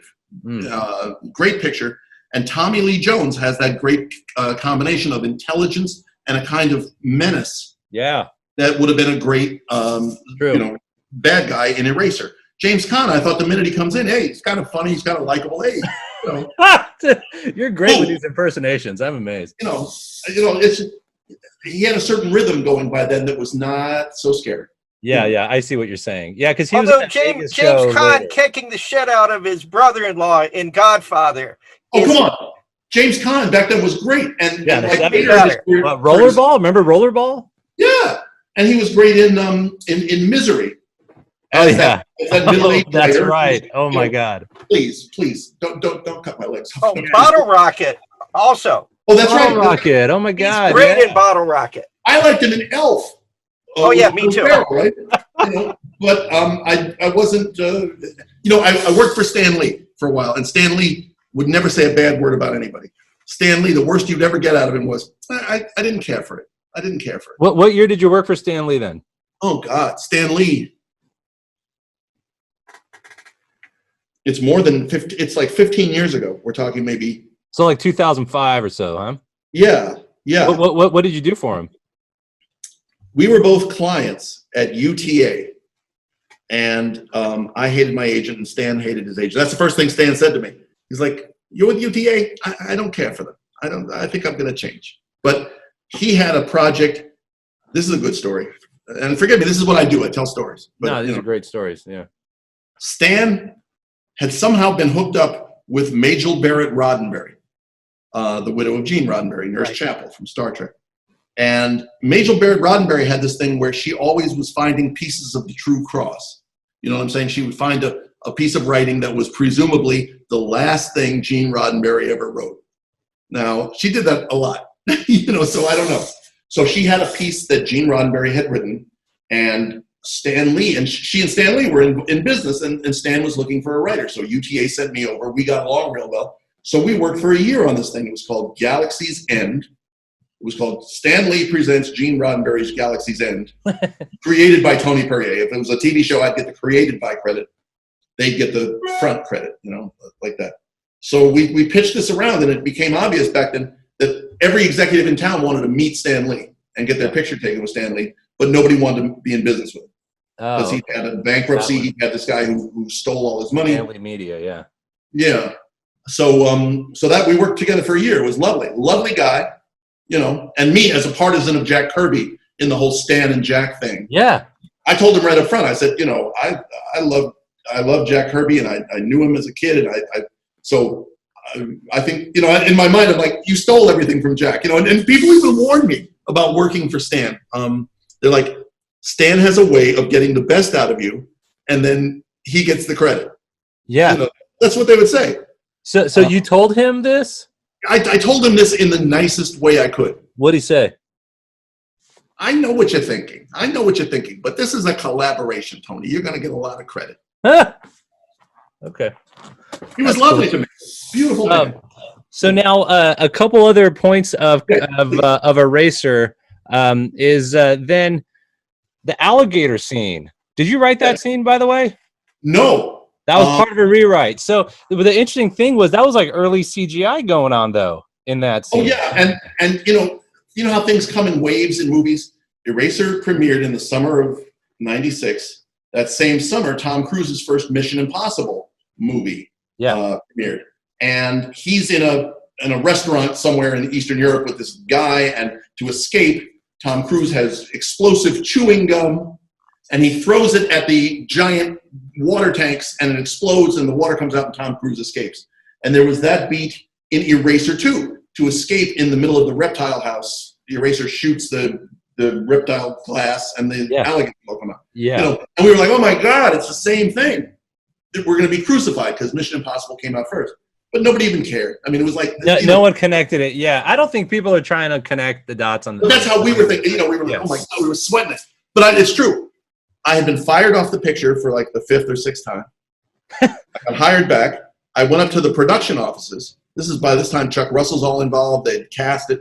And I'm walking down the hallway at Warner Brothers, and there's all these sketches of alligators. And I'm like, what the fuck is this? I didn't like the guy in Mission Impossible. What's that movie? The Producers, where the Nazi writer is like, what is it Hitler saying baby? Mein Führer never said baby. What is this baby? I'm walking down the hallway and like, what are these alligators? And they had put alligators in the picture, and that had been from a previous rewrite. So I wrote the scene afterwards. We were locked in this hotel room at the Four Seasons, and Chuck Russell said, I need a joke for the alligator scene, a button, at the end of the scene. Yeah, luggage. And I was so disgusted with the whole process, and as I said, I didn't like being locked in a room with Chuck Russell. And he says, your luggage. He was like, that's it. That's it. We're going to put that on the gimme hats, all the little hats. Sure enough, when the crew all got hats, it says your luggage. I saw that scene. I was like, did Tony write that one? I wrote that line, and now it's on the Arnold highlight reel. Like you can actually see a reel of Arnold saying all his things. His one-liners, yeah. That's right. Consider that as it was. And even his one-liners where he's going, like that, and then your luggage is in there. I'm like, oh my God, I'm part of Hollywood history for this thing I said with contempt. Yeah, right. And it's funny how it works out like that, though. So now 2 more points. Okay, that part, I remember when I was watching this, first that one scene where James Caan kills that young Fed in the airplane, very cold. I was like, this guy's evil. But the second part of the technology of it was like a gun shooting through the walls, and it was like X-raying. The rail gun, yes. Was that part of your, did you yes. do that one? That's what I said to Arnold. That was like New Gods technology or something. Right, but that's what I said to Arnold on the phone. That the rail gun. Yeah, because I read that the Navy had these things. They're mounted on ships, and they don't have X-ray vision. But the X-ray vision somehow crept in there because it was a cool visual. It is a cool visual. I remember I watched it. It's like they did that in Total Recall when he was trying to get on Mars, right? And there was and he goes through the thing. Right. Yeah, I love it. I loved it though. Right.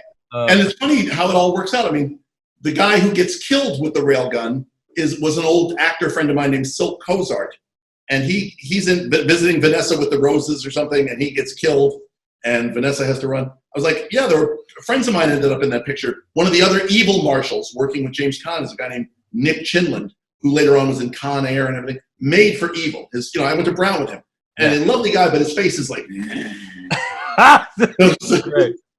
So he's one of the bad marshals. Okay. Yeah. Oh, and also, I don't know if you know this, but in the Fed airplane, the guy that was sitting at the computer telling James Caan where the shit was going down, that's the actor that played the actor of Peter Parker's uncle's killer in the Tobey Maguire Spider-Man. Wow.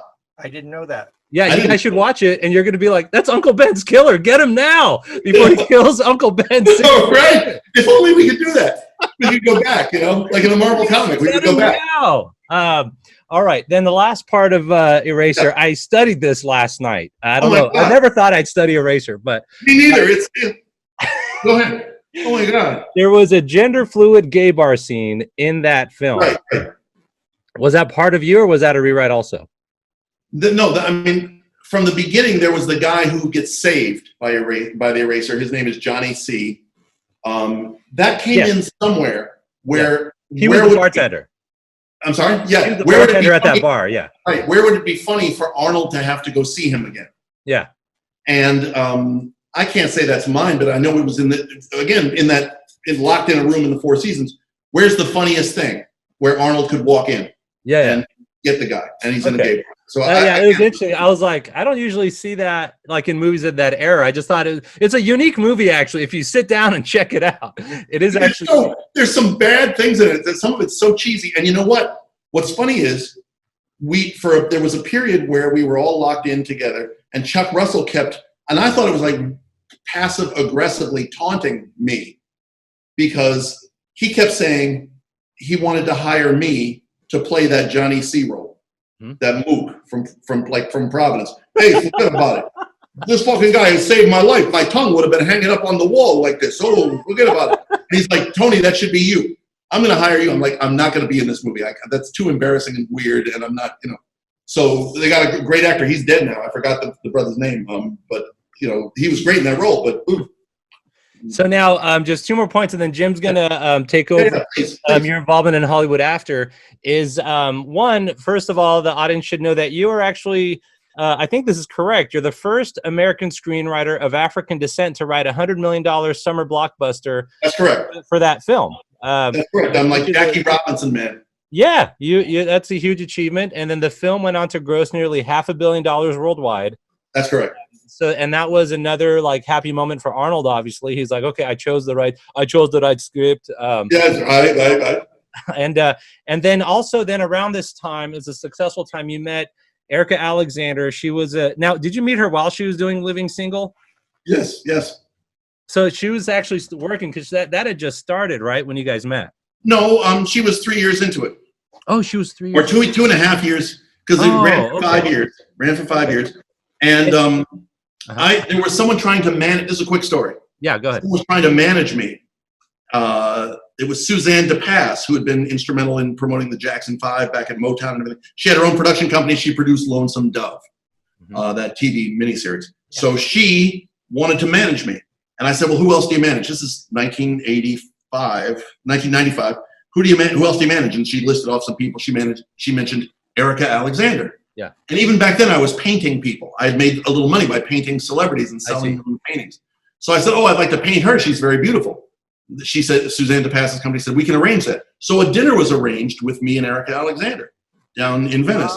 And the managers were all sitting there. Turns out, they had said to her, we represent a painter who wants to paint you. Well, they didn't represent me, and neither did they represent her. It was kind of it was like a hustle. It was just like a lie. So Erika and I started talking, and I did paint her. I ended up painting her. And we started talking. We were both seeing other people, but I liked her so much, and she liked me. I was very lucky. So we got married. In 1997, we got married. So yes, I started seeing her while she was in the middle of Living Single. That's cool. Yeah, because I actually watched that show in high school. And you know, oh my God, you're a baby. In high school, teenage boys have crushes on random people on TV, and she was actually one of the crushes I had in high school. Great. Yeah. Funny as hell. A dark-skinned black woman representing, you know, for dark-skinned black women with those braids and everything. Yeah.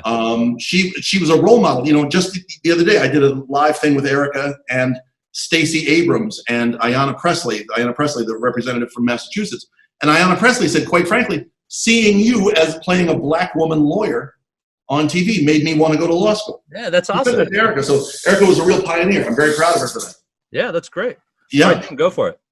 Okay, so one comment on Eraser, and then I'm going to talk about Ray Bradbury and Fahrenheit 451. Sure. But you had said you conceived it as sort of as a Le Carré, but right. At the time, Tom Clancy was really big too. Right. Did it become more Tom Clancy focused? Oh, you know, that wouldn't be an adjective any of them would use. The director of Warner Brothers, it became more Arnold-esque. Which makes sense because those two are in the same zeitgeist. But picture, as you say, picture Terminator, naturally, naturally. Suddenly it became about the guns. It became, it always had the airplane stunt in it, but something Chuck Russell did contribute, which I liked, was not only does Arnold jump out of the plane without a parachute and catches the parachute in midair, that was mine, but then as he's descending in the parachute, the plane comes around and tries to run him down in midair. That was an Arnold-esque kind of beat. And then it even has the button where he lands and he says to the kids, "Where is this?" And the kid says, "Earth, welcome." That's Chuck Russell who wrote that. But yes, it wasn't Tom Clancy. It was more like, how can we make this a big picture the trailer. Arnold has to be walking through flames with guns. That's the whole orientation of the trailer, and the movie was made to the trailer, if you can picture that. So let's talk about Fahrenheit 451, which you wrote, and it's never been made. Right. But you worked on it for a long time. Yes, and I was lucky with that. Warner Brothers turned around after I sold Eraser, and they immediately put me with Oliver Stone. I worked for a year with Oliver Stone on a picture that wasn't made, but Stone was a very interesting mentor. And then the next picture I booked, Warner Brothers liked me, and they put me in a room with Mel Gibson's people. I didn't meet Mel till after I got booked to do the movie, but Fahrenheit 451, wow, would love to take a crack at that. And so I did, and I worked with them for a while. I had a weird relationship with Mel Gibson, but I only saw him in moments, unlike a guy like Oliver Stone, who I worked very closely with. But they asked me, because by that time, by '96, when Eraser came out, I had a business online where I was trying to tell stories online. So somehow at Warner Brothers, I was presumed to know about the future. Like there's this thing called the internet, and Tony knows about it. So they slotted me into Fahrenheit. They thought it was a prestige picture and it would be a good chance, And so I was supposed to write an information age remake of Fahrenheit 451. What difference does it make if people are burning books if everything's digital anyway? And how do you parse that out? How do you work that out? I just saw a thing today about all the misinformation coming out from like QAnon and all these, these sources. And we were trying to anticipate some of that. We didn't know how crazy the world would get. But yes, what is burning books? What does it even mean in a world with digital information? So had you even seen the Truffaut film? Yes, as a kid. They used to run on TV all the time. But it wasn't really had any bearing on what you were doing because it was going in a totally different direction.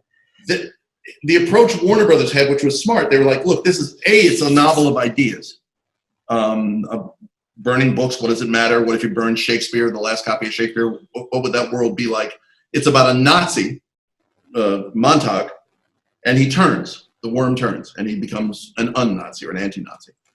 But as a novel of ideas, it had a great first act, it had a great setup, and then it sort of peters out and doesn't have much drama to it, particularly going out the back. So the assignment to me was make a strong third act, in an action movie. And, it was presumed that Mel Gibson was going to play Montauk. So we know about him. He runs around, he acts all manic, he shoots, he runs, have a third act with conflict, drama, and some suspense and action. So that was the brief. So were you a Ray Bradbury fan? Yes. Because he wasn't a fan of the movie. I read a piece. Yeah, that's true. And Ray Bradbury, among a lot of screenwriters and writers in Los Angeles, Ray Bradbury is kind of a famous tale because he wrote Fahrenheit. He was living down in Venice, in Santa Monica, living near where I lived. You could pass on Venice Boulevard, a house where Ray Bradbury was said to have lived. Lovely house. Yes. And he was said to have gone to the UCLA library and paid with quarters to type his manuscript of, you know what I'm saying? Like you could. Yeah. Right. And so that was like a famous LA story. So to this day, I've never met Ray Bradbury. Now he's gone, but that was a very inspirational tale. And so I thought, this is a precious thing that I have to take seriously. You guys have a fascinating amount in common, actually, because he was a painter. Oh, really? That I didn't know. I have three prints of his of different tree with different Halloween time and winter time. Lovely. I'll send you a picture of them. Thank you. I didn't know that. Yeah, yeah. And he screenwriter. Yes, I loved his adaptation of Moby Dick. I thought that was great. I've read the screenplay. It's great. Man. That was a good old Rip Snorton adventure movie that also had some of that poetry in it. That's a great movie. So when I read Bradbury and he could be a cantankerous guy. Yeah. And they asked him about 451 and he ripped it to pieces. And I just thought, if Bradbury told me he didn't like my tie, I would have been crushed by it. And I wondered at the time if you were getting that kind of feedback, but you never met him. No, but I will say this, I think the job of adapting a story is not to slavishly just reproduce it. Fahrenheit 451, to me, the way it went into its second and third act, as it were, would not have been a very satisfying movie. Though we all read it in high school, it provoked all our young minds, so how to keep those virtues, but also make a movie that has to be its own thing. Yeah. So a lot of adapters you naturally have to sort of start sacrificing things and throwing things out of the boat to keep the boat alive, to keep the boat floating. So you just get the spirit of it rather than right. And it's its own thing. It must be a movie that you walk out of the movie. If it's a musical, you got to walk out singing the song, right? If it's a movie, you got to walk out saying, "Man, that was great when he jumped off that thing. I didn't see that coming." Boom. That's what movies are about to me. They got to move, and they got to and they got to move you. This is the other thing. Fahrenheit, as it went on, and the Truffaut film has this in spades. It's about as chilly and cold and unmoving as a picture could be. But when I teach screenwriting, I tell the students, I say, they're called moving pictures because they're supposed to move you. So to make a satisfactory picture that also moved you coming out the theater, that was the goal. So we certainly want to get to Concrete Park, so I don't want to do too much more, but I want to talk about your transition to television, because you hadn't worked in TV until you did Street Time, right? That's correct. So tell me a little bit, and that was with Richard Stratton. So I'm curious about him as a character and as a person. Yeah, lovely guy, ex-con. He was doing 25 years in the Federal Slam in Atlanta, but he had become a jailhouse lawyer, and he found a technicality in his own case. Richard Stratton got caught shipping like a cargo container worth of hashish into the port of New York or the port of Boston or something. So they had him dead to rights, and he was going to do his 25 years, but he found a technicality in his case and got out. And he sold to Sony this series about living on the street, because you not only do your time in prison, but you do your time in the street. So and the parole system. So it was a unique angle on a cop show. So he sold that, and he was a great writer, a great mentor, Sony, the studio, I think, faulted him, maybe not being he wasn't the most experienced showrunner. So there were just, the issues of like making the army move, feeding the army. He was not as tip-top maybe at that. And then so that was their way in to sort of try and replace him or find fault with the show. But it was a great experience. We worked in Toronto. And you enjoyed doing the television? Oh, very much. I came out here, I thought I was going to direct pictures.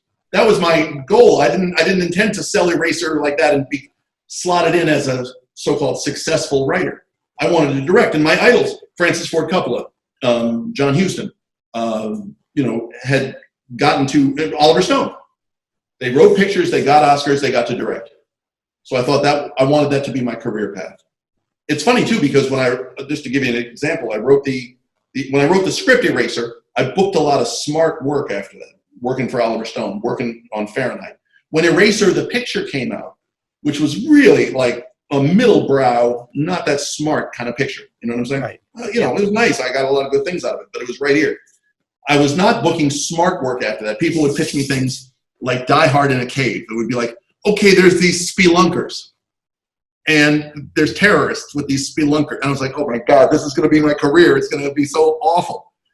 So my career took an interesting, I would say, bad turn after Eraser came out. As successful as it was, I was also working here, where I thought the script had been more here. So yes, TV was great because I could work with, it was like the things I wanted to do directing pictures. You're with a group of people. You've joined the circus. You're eating and working together. That was great. Now, I read a piece, and I think you were talking about people going into film careers, but you talked about that while USC and other film schools are great, that you can get an education and become a film director based upon another great institution. And this is dated somewhat, but you said Blockbuster was also where you could learn how to become a film director. And lots of people will tell you that. I mean, Tarantino certainly would. Quentin Tarantino didn't have to go to film school, but he saw every movie. Yeah. And I mean, seeing every movie, by the way, is no guarantee that you'll write or create good movies or direct good movies. But knowing the moves, knowing what works, knowing why Magnificent Seven is a better picture by John Sturges is a better picture, say, than Ice Station Zebra, directed by the same guy. Much better. One picture was better than the other. Why? Well, you have to know these things. So yeah, maybe that I would say that working and trying to sell your work is a great education. Yes. Where did you become acquainted with the Clintons because of Erika, or yes. Did you talk about those? Because 2008 is a big year for you professionally, going back to your art. Yes. Stuff because of that poster. Talk about that a little bit. Well, sure thing. By 2008, Erika had become a surrogate for Hillary Clinton. She had been asked to do a fundraiser for Hillary with women of color out here in Los Angeles in 2007, which she did. It was very successful. And Erika introduced Hillary and gave a real barn burner of a talk. And so the Clinton machine looked at Erika and said, oh, she's great. So Erika became a surrogate for Hillary, spoke all over the country for her. And she became friends with both President Clinton and Secretary Clinton. Later on, Secretary, back then Senator Clinton. So, Obama had that amazing poster by Shepard Fairey. And Hillary's graphics were all those kind of very square Democratic Party, union, just that's the worst. And the Hillary team mentioned to Erika they could really use something colorful. And Erika said, well, my husband's a really good designer. So I designed that poster with a great photograph by Bryan Adams, the rocker, the Canadian roller. And Hillary, I was there when Hillary first saw it. And I had been sort of trying to be a little tongue-in-cheek to make her look like Eva Peron or, something colorful and iconic looking. Sure. And risking going into that Evita Peron territory, like this. But Hillary saw it and she just laughed out loud. She has that great horse laugh. She laughed out loud and said, oh my God, you made me look like Eva Peron. But she liked it. And then to me, that was golden, So that was a good moment. And the poster was nice. And it's in the National Portrait Gallery in DC? Yes, it is. Yes, it is. That's amazing. It's amazing, right there with like Gilbert Stuart's portrait of Washington or the Brady photographs of Lincoln, and then Hillary Clinton, in this iconic moment. So I was very proud of that. Yeah. I hesitate to even bring this up, but I think it was probably in 2016. You and I were corresponding constantly, and you probably don't know that was me. Okay. But every time I posted something about Hillary Clinton, not always in the most favorable way possible. I understand. And I could count on you to respond almost immediately. I would just wait for here comes Tony. Oh my God. I love her. I think she has integrity. You hear so much bad stuff these days. Of course, these QAnon people think she's a pedophile running the Pizzagate conspiracy. But that's bizarre because she's a decent woman. I can't say all this. The things I know, but I'm just here to tell you, having spent some time with her, she's extraordinarily decent and hardworking. She thought those were the virtues that would get somebody to be president. And in this cockamamie world, you've got the bad side of the coin, like Two-Face, as president. And any of her virtues don't seem to matter. That blows my mind. I'm sure it blew her mind too. So I love it. And mine were only concerns about running the campaign. I was not being, it's not like I wasn't linking her to pedophilia or anything. No, listen. And, they successfully painted this portrait of her. There was a deep strain of sexism in America too. It's like, I just don't like her. I don't like her. She's pushy. She's cold. She's, please. She's the most qualified candidate ever ran for president, And that Matt Lauer interview that he did with her was what convinced me that the sexism was just all across the board. I mean, even from presumed liberals, you're going to see Joe Biden's VP pick, and whoever it is, you're going to hear some of that saying, I just don't like her. Kamala Harris, she's pushy. They're already ready for Harris. Yeah, Susan Rice, I just don't. Who is she really? I don't like her. Okay, Okay, so let's move, Alex. Let's go right to Concrete Park. Mm-hmm. Okay. And I'll be back in just a minute. All right. So now Concrete Park, I reread that the other day. Still a really interesting, first, would you consider it an example of Afrofuturism? Is it an example of that? Because there's multiple peoples of color represented in this. Yes. Is it Afrofuturism or is it not necessarily that? Well, it cuts two ways. I mean, I would say yes, insofar as it was created by two comic book creators of color. Yeah. Two black, forgive me. Right, because if the audience doesn't know, you co-wrote it with Erika Alexander. That's right. Your wife at the time, basically. Right, and so two black. Here's the deal. We have an origin. You tried to pitch it as a film or as a series or something. Tell us about the whole genesis of it. In brief, we were pitching to a guy at Sony Screen Gems. They had made a lot of money doing. What are those pictures with Mila Jovovich where she's the last survivor? What, Resident Evil? Resident Evil. They'd made a lot of money with Resident Evil pictures. They'd made a lot of money with black pictures starring Vivica Fox and all that whole cadre of people. Okay, we were pitching to the guy at Sony Screen Gems. He stopped us right in the middle. He saw some of our pitch materials with black faces. He said, let me tell you something. You're wasting your time. Black people don't like science fiction. Oh, wow. He's telling us this. We who love science fiction. He says, black people don't like science fiction. It's because they don't see themselves in the future.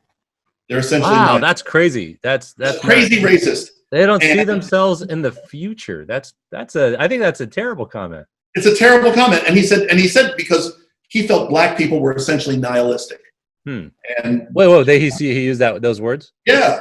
Wow. And we were like, whoa. So we walked out of there so mad that we decided to make a graphic novel. We decided, well, the barriers to entry are relatively low. You can do it yourself. So Erika had never written a comic book. I had never written a comic book. I'd never drawn a comic book. But we thought we could do it. Mm-hmm. And we would try. And you could draw. You knew that. But drawing a sequential, and you've done storyboards. Right. But actually drawing a comic, that's another level. You're saying it's a whole different animal because it's not about how pretty your pictures are. Though I love the guys who draw pretty. It's obvious from my style. I love Jaime Hernandez.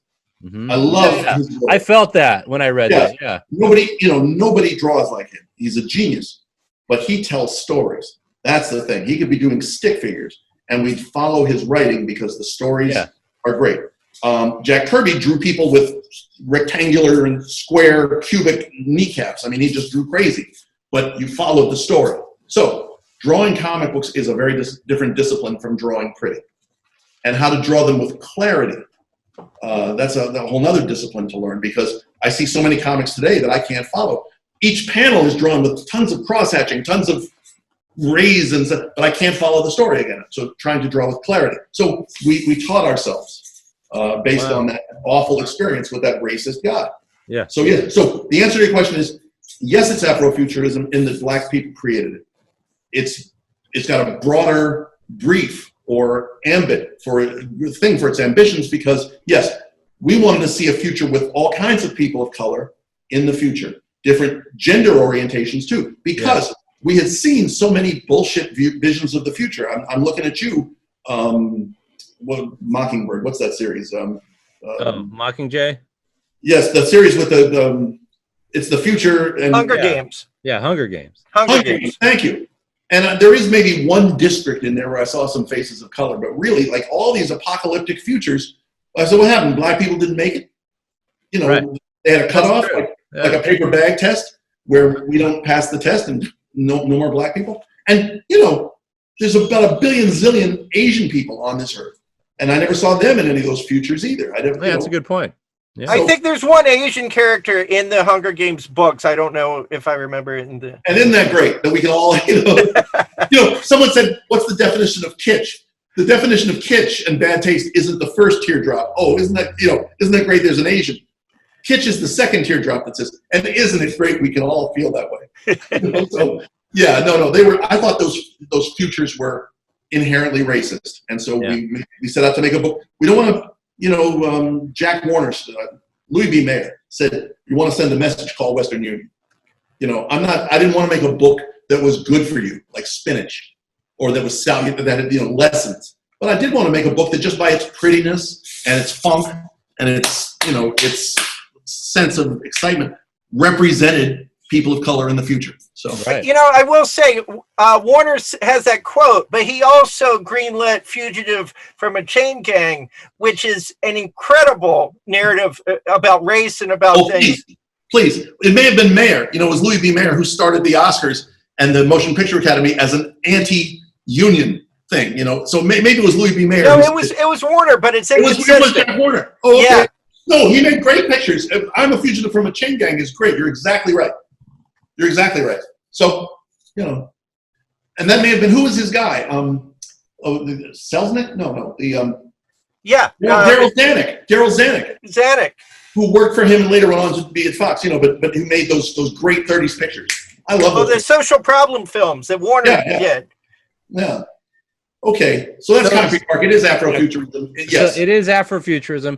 And so then you decided you decided to basically kind of crash course in comic storytelling as far as art, and also you were a script writer. So then you and Erika Alexander were co-writing. Also, Erika's brother was involved. Is that also right? Erika's brother, it was he didn't have much involvement in the comic, but it was Erika's brother Robert Alexander who said there should be a science fiction thing called Concrete Park.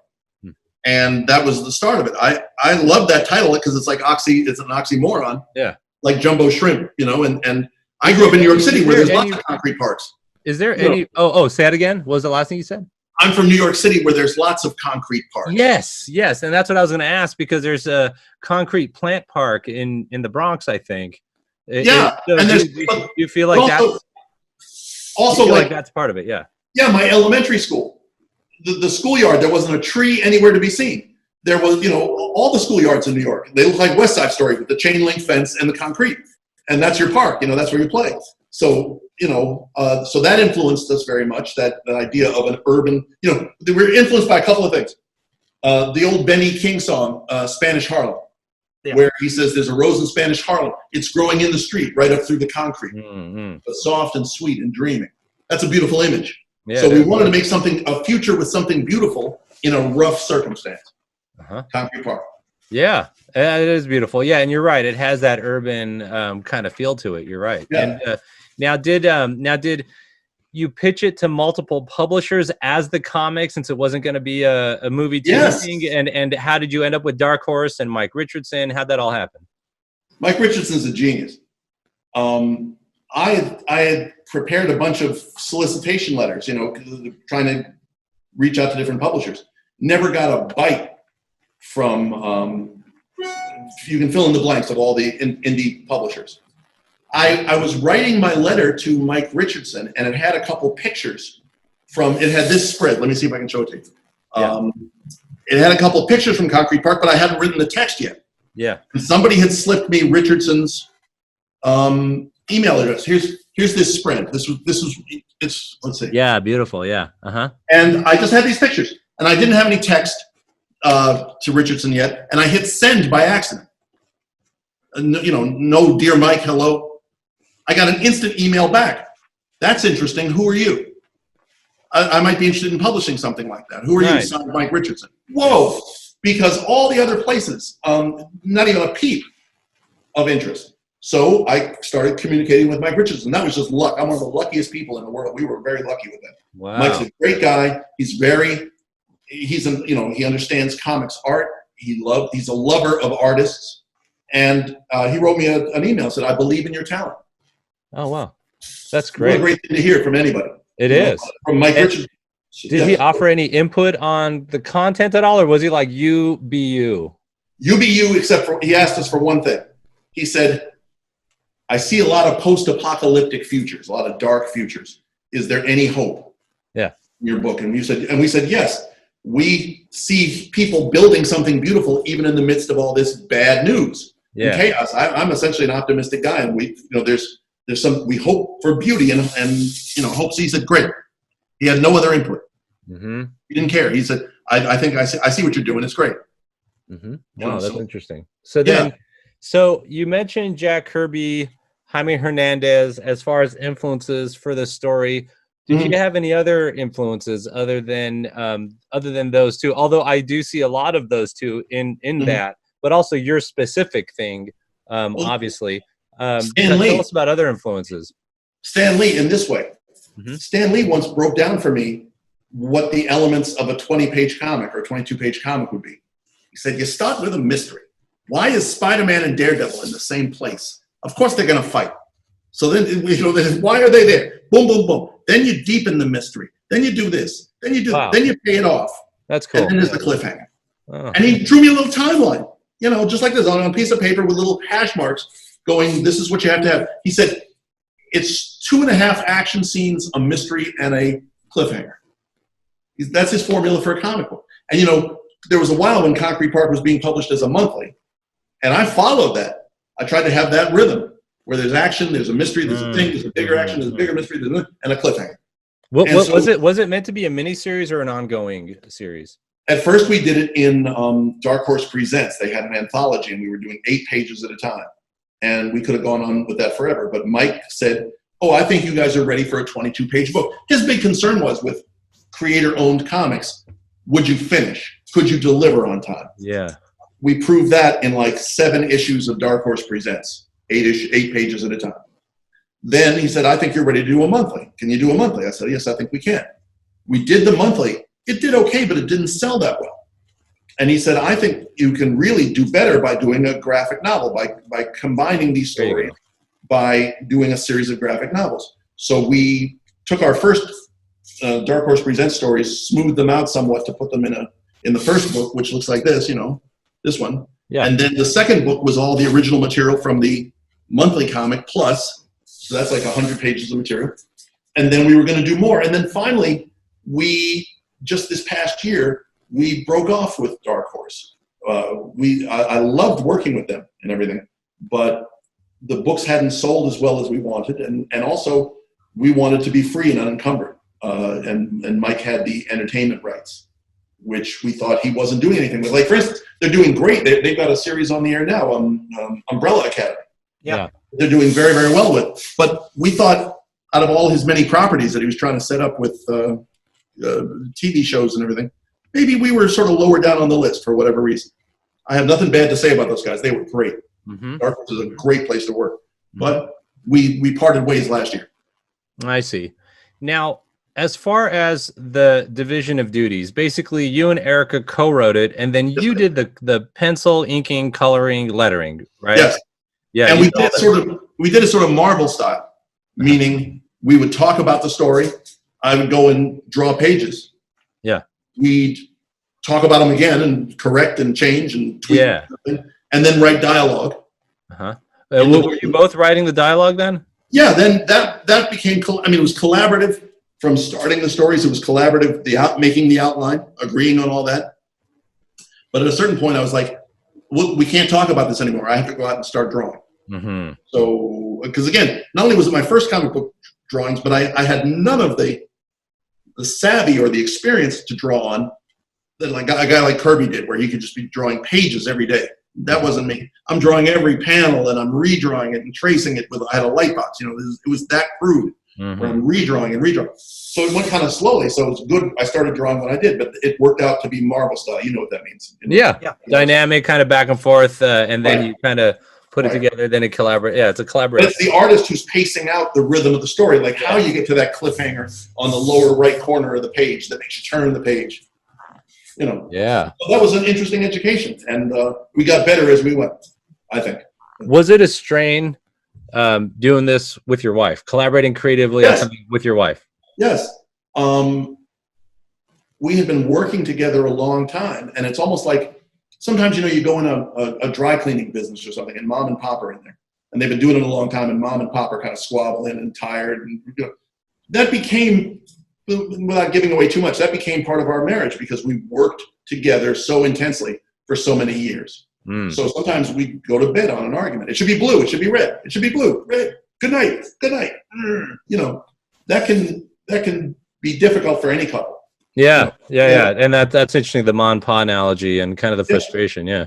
Yeah. I love her, and we still work together. We still do TV projects together, and we have, but we hit it really hard. There's a great line. I don't know if you've ever seen that Ben Affleck, The Town, that Boston picture. Yeah. And I forget the actress's name, but she plays this sort of skanky girl that Ben Affleck has been dating. And she says to him, "We smoked it to the filter, didn't we?" And that's what me and Erika did. We smoked it to the filter. Yeah, that's a good way to put it. Yeah. We worked really hard. So it does have its strengths. I'm here to tell you. Yeah. I know what you mean. So then you still work together, and it was an amicable divorce. Yes, it was. Yes.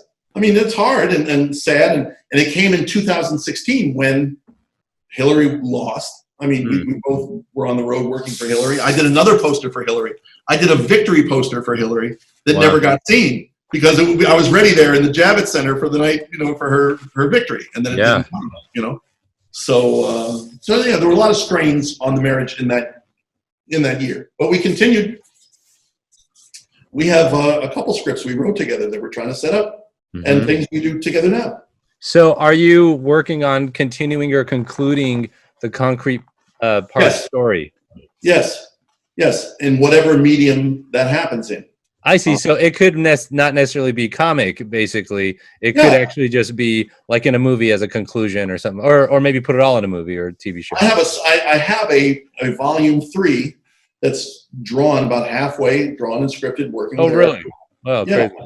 And I'd love it to come out and be its own thing. One of the things Dark Horse was looking to do was to do a big omnibus edition when the whole thing was finished. We promised them 4 big books, getting bigger each time, like Harry Potter or Game of Thrones. But that's still on our minds. But these days, TV has been very much on our minds too, because of Black Lives Matters, the movement and everything. There's some unique opportunities for Black creators and friends. Yeah, right. Opened up a bit, things. And so we look at each other like, well, why not us? Why not Concrete Park? Sure, that makes sense. And if Umbrella Academy is doing well, maybe this is the time for Concrete Park to hit the screen. Because of COVID, there's been this amazing slowdown, unfortunately, in TV going forward, TV production. Lots of people stocked up on scripts and projects. How are they going to shoot them? And then people say, the way they shot The Mandalorian is becoming a model now, where it's like 2 guys in a warehouse with a digital background. that's dynamic, that moves with the shot. You know, I see. Mandalorian, it looks great, but it's produced in this very low labor intensive way. It's all guys sitting home with computers. Yeah, it's a socially distant way of filmmaking. Yes, it is. Yes, it is. So maybe there's that for Concrete Park in some future. Right now, nobody's shooting anything, you know?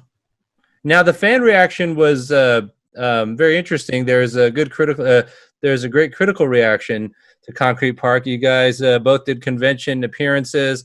Was that a fun experience? And the best. Yeah, tell us about that. Tell us about the fanfare. We loved it. We loved, Dark Horse was very supportive. We always did signings. They encouraged us, you know, we brought a lot to the party. We would make a lot of merch. We made plastic flowers for people to wear in their hair, like Luca, our lead character. We made posters and giveaways and t-shirts and all that jazz. We had booth babes. We had, you know, we got into the whole spirit of the thing. So we had a ball. We met all kinds of people. One day I'm sitting there hawking Concrete Park, and up comes Lee Merriweather, former Miss America and former Catwoman. Yeah. From old Batman TV series. She couldn't have been nicer. I got my picture taken with Lee Merriweather. I was on cloud nine.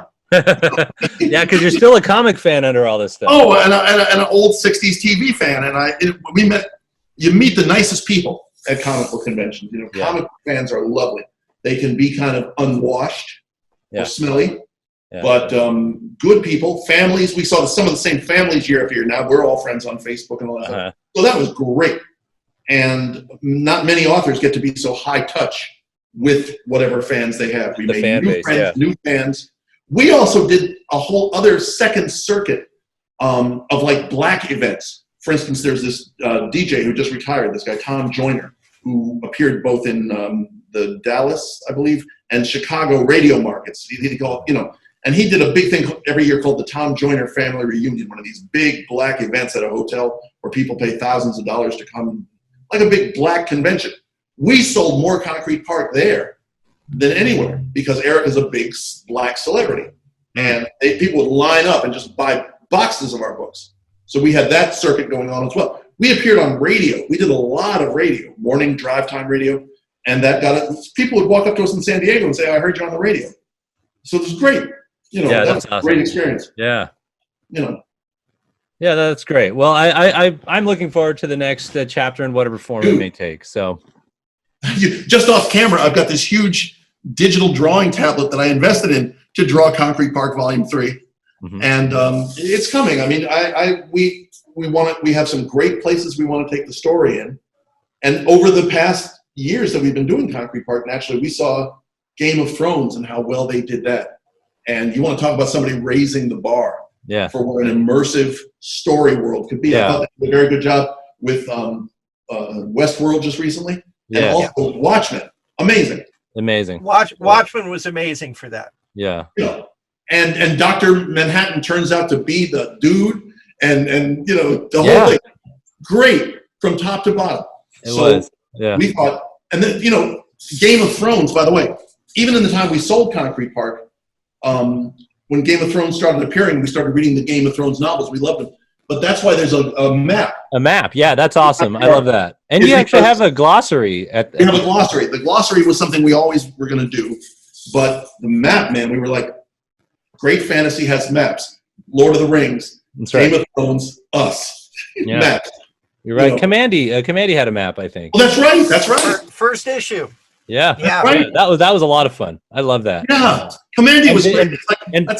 And video games, like a lot of video games have maps and stuff. Oh yeah. Like Zelda. Zelda had a map. I remember that.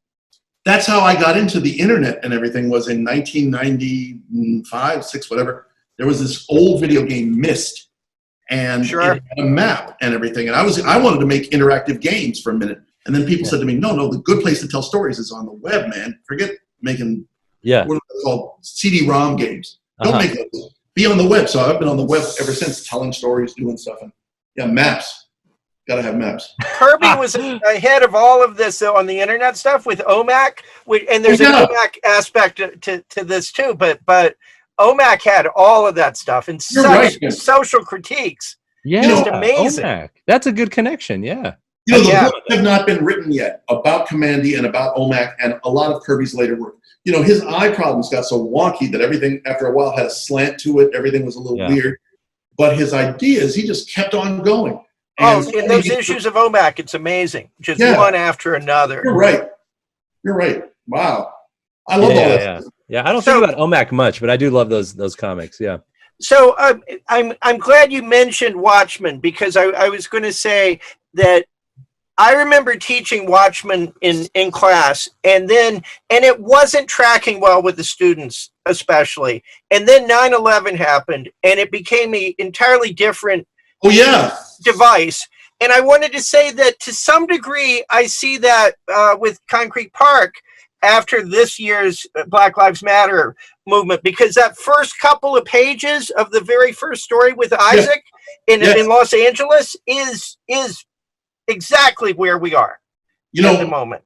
I live in downtown LA. I live in a 110-year-old building, the 10-story building, one of these great the early skyscrapers of LA that were 10 stories tall. Love those buildings. Right, and I'm on Broadway. When the riots happened after George Floyd, there's a big convenience store in the ground floor of my building that sells dollar tube socks and everything, a discount store. And the looters broke the windows, ran in, looted it all, set it on fire. So I'm here on the 4th floor looking out my window as the flames are coming up, going, oh my God, this is like the apocalypse. But bad times are coming too. I mean, here we are, we're having this lovely conversation about comics. I'm so glad you guys invited me to the party like this. But the economy is going to be bad, yo. There are going to be shortages. Bad stuff is coming. I'm not preaching gloom and doom. I have a lot of hope about the future, but I also think we're in a very funky time. And so we sort of saw a future like that coming, where you might get shot for a truckload of water, or you might get shot for food. That was part of our vision of Concrete Park too. That's really interesting that you mentioned Broadway, because I always took my students to the LA Conservancy walk through on Broadway. The theater, going into all the theaters, the classic theaters and things that are now retail electronic stores and different things, or churches or whatever. Right. And I love that particular street probably more than anywhere else in LA. I live a block from the Bradbury building where they shot. I was going to say, so that theater that's across the street, $1 million. It's just brilliant. Yes, and it's built by Grauman. Sid Grauman built that theater. Right. The same guy who made the Chinese theater. And I miss the cafeteria every single day. I love that place. Yeah. So, we thought one of the, if I had to distill a couple of the issues we were talking about in Concrete Park, we're talking about race, we're talking about gender fluidity, we're talking about scarcity. And when I hit on the idea of calling the city Scare City, I said, oh, now we're in the home stretch. That's a great, simple way of talking about it. But, good science fiction is always about now. Like 1984 was really about 1948, et cetera. Right. Concrete Park. And we're talking about scarcity. We're talking about why are water rights in the Amazon being privatized by Nestle to the extent that, indigenous people can't get water unless they pay for it, et cetera. That's part of the message of Concrete Park too, or the feeling of scarcity.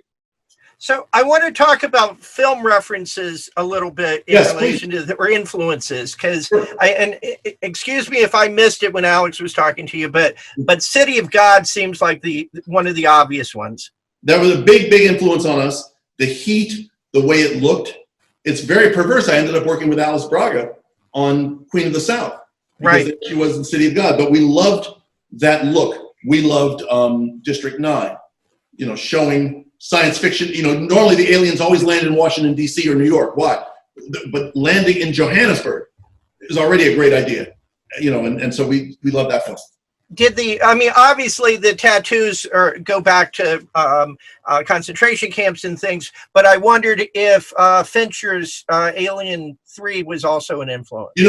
Only after we did it. We had sort of we were pages and pages in, and I'd drawn the barcodes, only to remember that the people had those barcodes on the back of their heads in the Fincher, was it Alien 3? Yeah. Yeah, so yes, I guess, that was in there, it's a very common trope. As a matter of fact, I was kind of committed to drawing it that way, and Erika was like, the real cool barcodes are those QR codes or whatever, those what do they call them? QV, whatever they are. Those square. I said, I can't draw those on people's faces, but she thought that was the What I love about the barcode is that you have the number and then the bars surround it in a imprisonment kind of a way. I feel like that the people are the bar or the numbers and the bar surrounds them in a trapped way. That's right. And we wear those prison bars on our face. That was right. a thing. That was my argument to her about let's not do the square code. Let's do the bars. Thank you. And some of the characters no longer have their bars, and why? And we get into that later on. People call it your bar and grill. But like Luca, the lead woman character, doesn't have the barcode on her face. Why? And we talk about that. Yeah, I think the barcode is an essential part of it, and exactly what you're saying. I'm glad you noticed that. Thank you.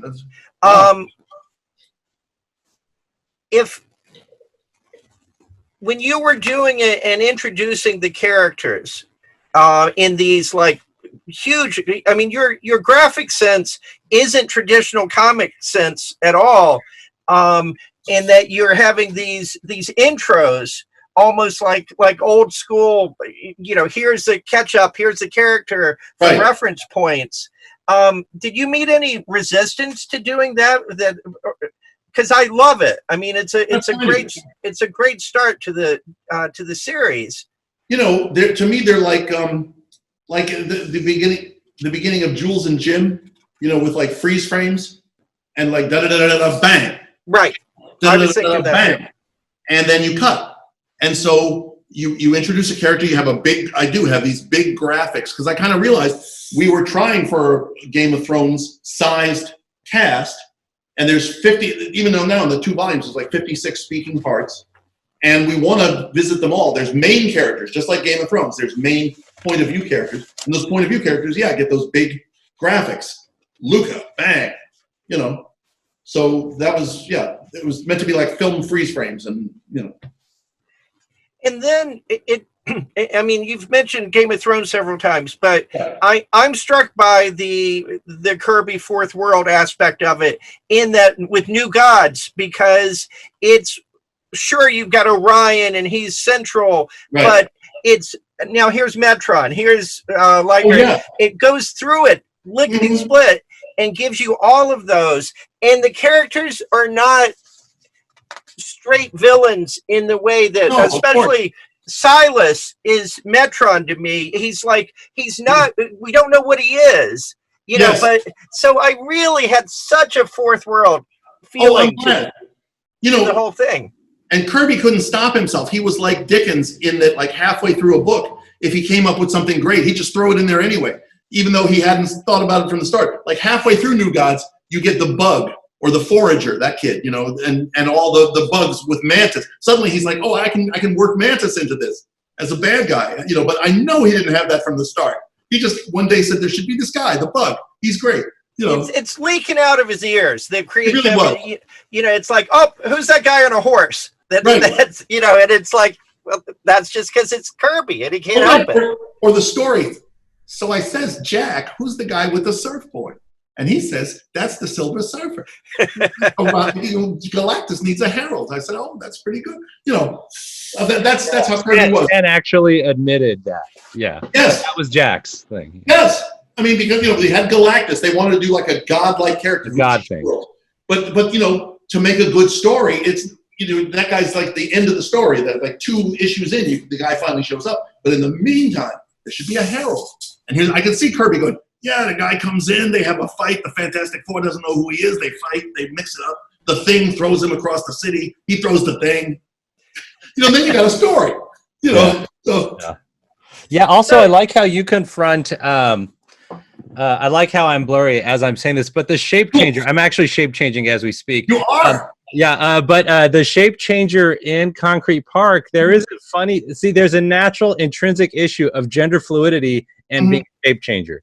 And I like how you go right to it in Concrete Park, where the shape changer is that dude, but it's a woman now, and then she, and then she's kind of seducing him in his room late at night, And then shape changes back into the dude again when she's rejected, and then he runs away. And I was like, wow, I guess all shape changers must have this. Well, why shouldn't they? I mean, I just read, of course, maybe you've seen this, where the Wachowski siblings now say the Matrix was an analogy for trans life, what it's like to grow into your butterfly from the cocoon and be that trans person, maybe, and that's Neo. Okay, I buy that. But I've seen shapeshifters before, but in fiction, but a lot of times if they're a male or if they're a woman and they're a seductress, they stay a woman, even though but we needed a little humor. We had all these characters, and we were trying to come up with this guy, and then looking for a name. I used to work with seafood when I was a chef, and one of the fish we used to work with was called a monkfish. And so this guy, his name was Monkfish suddenly, and I thought of this skinny Jamaican or African-looking guy, a dark-skinned guy. I mean, we literally did do some of this, figuring, okay, we've got characters of color, so have we got an Asian guy? Have we got I know that's a little weird, but it's just like doing the, what they used to call foxhole movies, like The Losers, or foxhole movies, Sergeant Fury, and there's the Jew, there's the Italian, there's the black guy, okay. So we needed a dark-skinned black guy and we said, he should be funny. Next thing you know, his name is Monkfish, and he's changing gender, yes, into women. We thought that would be funny. He would win a beauty contest as a woman. And then to some degree, he kind of reminded me of Turk from Daredevil or something. Oh, yeah. And the thing is about Monkfish, we haven't seen what his real identity looks like. He just goes around as a human dude, but maybe he's a fucking green alien, or whatever, that just does this human beat because it's another planet. You're allowed to do, it's science fiction. Yeah, he and Madman Fontaine are the ones that visually are just jump out at this at you. I'm glad you like that. Yeah. If I mentioned Kirby, obviously, and New Gods, but the other one that I would say that was happening just shortly after that is that 1, 2, 3 intro of characters. Over time a little bit was McGregor's Jungle Action Black Panther. Were you reading? I've never seen that. I don't know. I hear about it. That's when I faded away from comics at that point. I've heard it's good. It's good, but it's got that same kind of characters, and some of them have sexual ambiguity, like Venom, and it's you should definitely read that. It's great. So it's your very first comic, and you're feeling your way, and you're with somebody who's never done a comic, and you guys suddenly appear in the Best American Comics book, 2013. That's where I first read this. Wow. Yeah. And those were some good early pages. They were a good introduction to Concrete Park, because that was our first story in Dark Horse Presents, and they selected it for that. That was great. So you must have been especially grateful to Jeff Smith for selecting that. I ran into him 2 years ago. I was in Columbus, Ohio, where I saw Arnold at, they do a big comics thing in Columbus and everything. And I ran into him, and I thanked him. I was able to shake his hand and say, thanks for selecting us. That was a great send-off. And it gave us some clout at Dark Horse, of course, Oh, absolutely. Some clout and some reinforcement that you guys were on the right track. Very much. And you're in there with so many amazing creators. That must have been a real morale boost for you guys. That was a great moment, and it got us good things in a lot of ways. It made Dark Horse take us a click more seriously. It got us press. Other people started interviewing us, and also, it told us that even those 8 pages, which were kind of an introduction of a couple of characters, Isaac and then Luca and Lena, her lover, who may be like, that's our Toni Morrison, Gabriel Garcia Marquez influence, that Lena is a ghost who may or may not be able to be physically real in this world. Anyway, we thought that was a validation that people could follow that, at least, that it raised some good questions they wanted to see more. That was great. Yeah. So let's move on and just very briefly touch on the other things you've done since then. You had mentioned the 2016 and the hardship of going through that year in terms of what happened. You were doing Comics Cast 2016 with other comic creators, the people that did the World War III Illustrated and some other people. Mm-hmm. You guys were all doing a project. Talk about that project some. I can't remember a single thing about that. Sorry. I don't, that's like a blank to me. I really mean it. But that's where you were covering. I mean, that's how you were covering that as a reporter almost for like the convention. You know, forgive me. I didn't recognize the name Comics Cast. Wow, you're right. You're right. I remember what we did. Yeah, we went to Cleveland. That was the official name. Thank you. Because we worked with Joyce Brabner, who's the widow of Harvey Pekar. Right. And Joyce was great. And Joyce said, we need a bunch of cartoonists to come down to the conventions and cover them. And so I went to Cleveland, where Joyce lives, and where the Republican convention was. I was on the floor when that Michael Flynn started leading that chant about lock her up. It was the scariest thing. And you want to talk about racial identity. There I was. People mostly probably wouldn't figure I was black, wouldn't figure I was certainly a secret Democrat or whatever. I'm there on the floor drawing sketches of people, and they're starting to chant, lock her up, lock her up. It was so scary. Cleveland was scary. I met bikers for Trump, guys carrying guns. You know, it's open carry state. That was crazy. Comics Cast, you're absolutely right. I was thinking of a radio. Sorry. No, yeah, we went to Cleveland and then on to Philly, where we had I was so just convinced she was going to win, you know, of course, and to see Obama. I remember that. Yeah. Oh, man. And to see Obama and to see all the great speakers there and everything, that was a great experience. So it was great to be with other cartoonists. I still stay in touch with a lot of those guys. There's a guy, a Sikh guy named Vishjavit, I can't say his name, Vishjavit Singh. He's the Sikh Captain America. He goes around with a turban dressed as Captain America. He's great and a great cartoonist. And so we made some really good friends doing that. That's what we did in 2016. Thank you. And you did a coloring book. Yes, with Chuck Palahniuk. Right. Yes. Right. Great writer, Fight Club. Yes. Probably best known for Fight Club. And he had Dark Horse, you know, he does business with Dark Horse. And so he had this adult coloring book, and they had it was about 7 or 8 stories. And the most risque story in terms of race was this story I wrote with him. And I mean, I illustrated for him.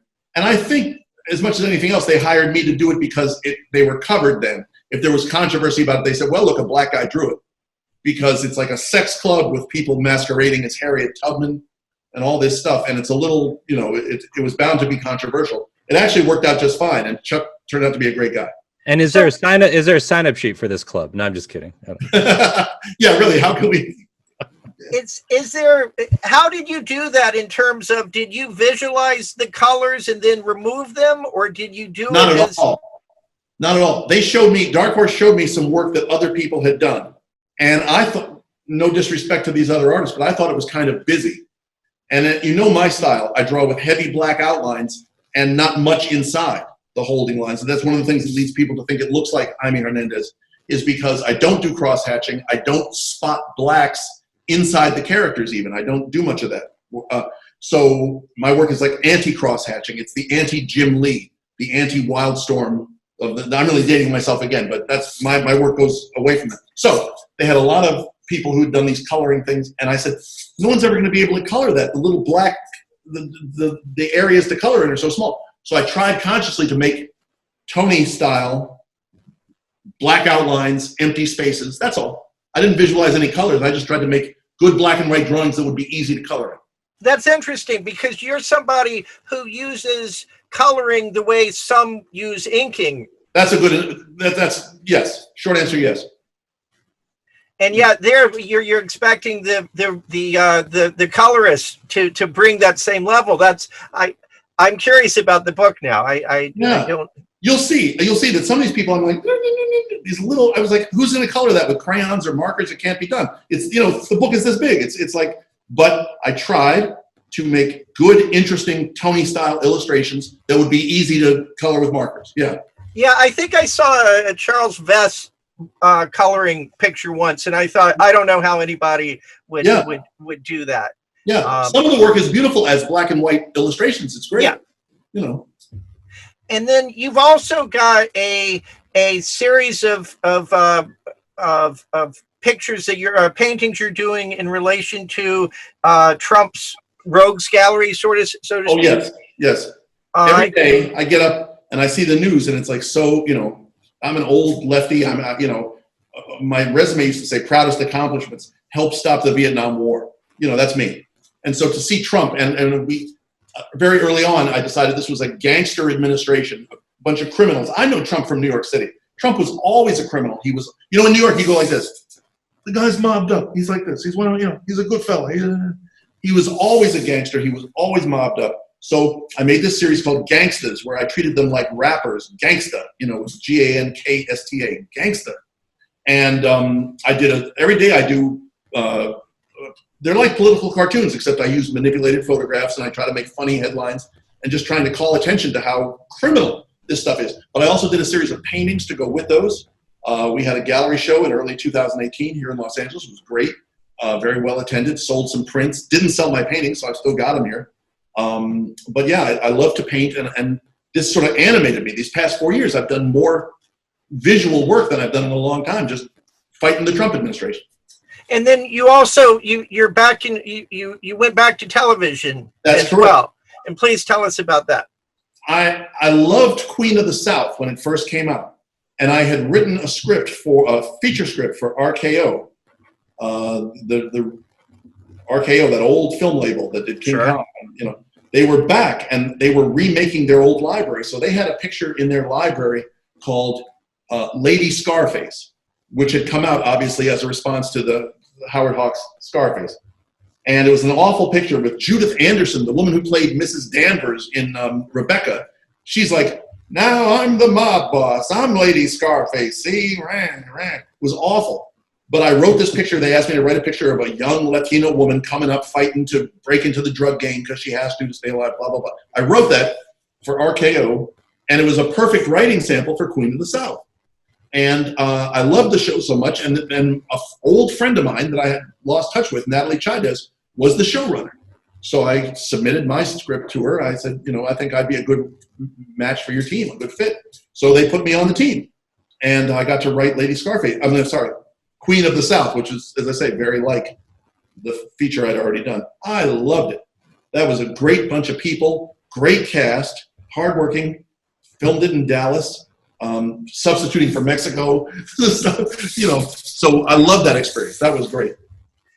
So, and this would be my last question, but do you describe yourself as an artist who also writes, or as a writer who loves to draw, or are you truly both of those together, but not in a Jack Kirby way where you're a writer-artist necessarily, but you just have two pathways that sometimes collide?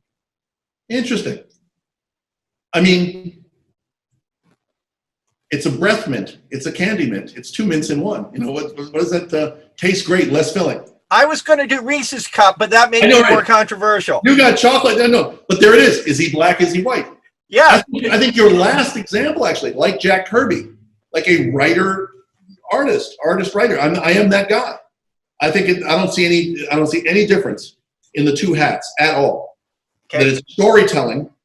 I grew up with, as I said, I got to be there for that Marvel age of comics that made me a storyteller. I mean, obviously there were movies back then too. 2001 blew my mind. The guy. Blade Runner seems like an important movie. Blade Runner, very important. I saw the movie 100 times. I saw it a lot in college and after college. 1983. You had to see it from Providence, Rhode Island. You had to drive over the river to go to East Providence to see the movie. One night we came out of the movie East Providence. There was an old railroad bridge, an old railroad trestle that was up in the air like this, and you drive past it. One night we came out, it was on fire, blazing into the night. And we said, oh my God, it's Blade Runner. Our whole world has become Blade Runnerized. That was a very influential movie on me, of course. So I'm a writer-artist, and I'm a guy who just wants to tell stories, and I'll do it in whatever medium. Does that make sense? Yes. If you were to attribute your inking on your art to a Jack Kirby inker, if you were to say which Jack Kirby inker was most similar to you, would you say like Chick Stone, or who would you say? Well, I love Chick Stone's heavy outlines. Yeah. Who inks like that is Mike Allred. Yeah. Very influenced by chick style. But you know what? The truth is, I draw really big because my hand shakes. So it's so funny. My pencil drawings have some liveliness to them. You know, like it's like they're fresh and they're okay. Then I sit there and try to ink, and my hand starts going. And I look at, you know, I in the past couple of years I got to be friendly with Mike Royer, who has the most amazing hand. So steady, so clean, those lines. I could never in a million years ink like that. Not to mention with pen and ink or brush and ink. Amazing. So I don't think there's any of Kirby's inkers that my stuff looks like. I think my stuff looks like a guy, you know, if traditional comics are drawn 2 up, meaning twice the size of reproduction, I'm drawing on my digital tablet, or back then on paper, at like 4 up, so that my shaky hand won't betray itself in the inking, because I hate the way my inked work looks. I like the pencil drawings, but so I don't, there's nobody, all those guys were such pros, had such steady hands, even Vince Coletta, could just ink anybody off the page. Those guys are great. My stuff doesn't look anything, you know, but as I say, there are heavy holding lines. Yeah, I think that's why I was thinking chick style, because of those heavy holding lines you're talking about. Right. Yeah. But I also was influenced by Jaime Hernandez, that those things have to have a thickness and a thinness and a rhythm. Sure. But I wish I could ink like those guys. Yeah. You know, you want to break your heart. I saw some Jaime Hernandez originals, and they're small. And the hand is so steady and perfect and clean. Those lines are so clean. No whiteout, never. No, just beautiful. Even his panel borders are drawn by hand, not with a ruler. He just, you know, I could never do that stuff. So my inking is the worst part of it. You know, that's the worst. Well, I think I can safely say that Jim and I love your stuff and your art and penciling and inks and color choices and all that. So. Well, this has been a fun episode of the Comic Book Historians Podcast with Alex Grand and Jim Thompson. We had a really unconventional guest today, a wonderful delight to chat with, and really knowledgeable. I love the Jack Kirby, a really quick recall. I'm just really impressed. Tony, thanks so much for joining us today. Thank you. Thanks for having me. And I hope to see you guys again in the real world.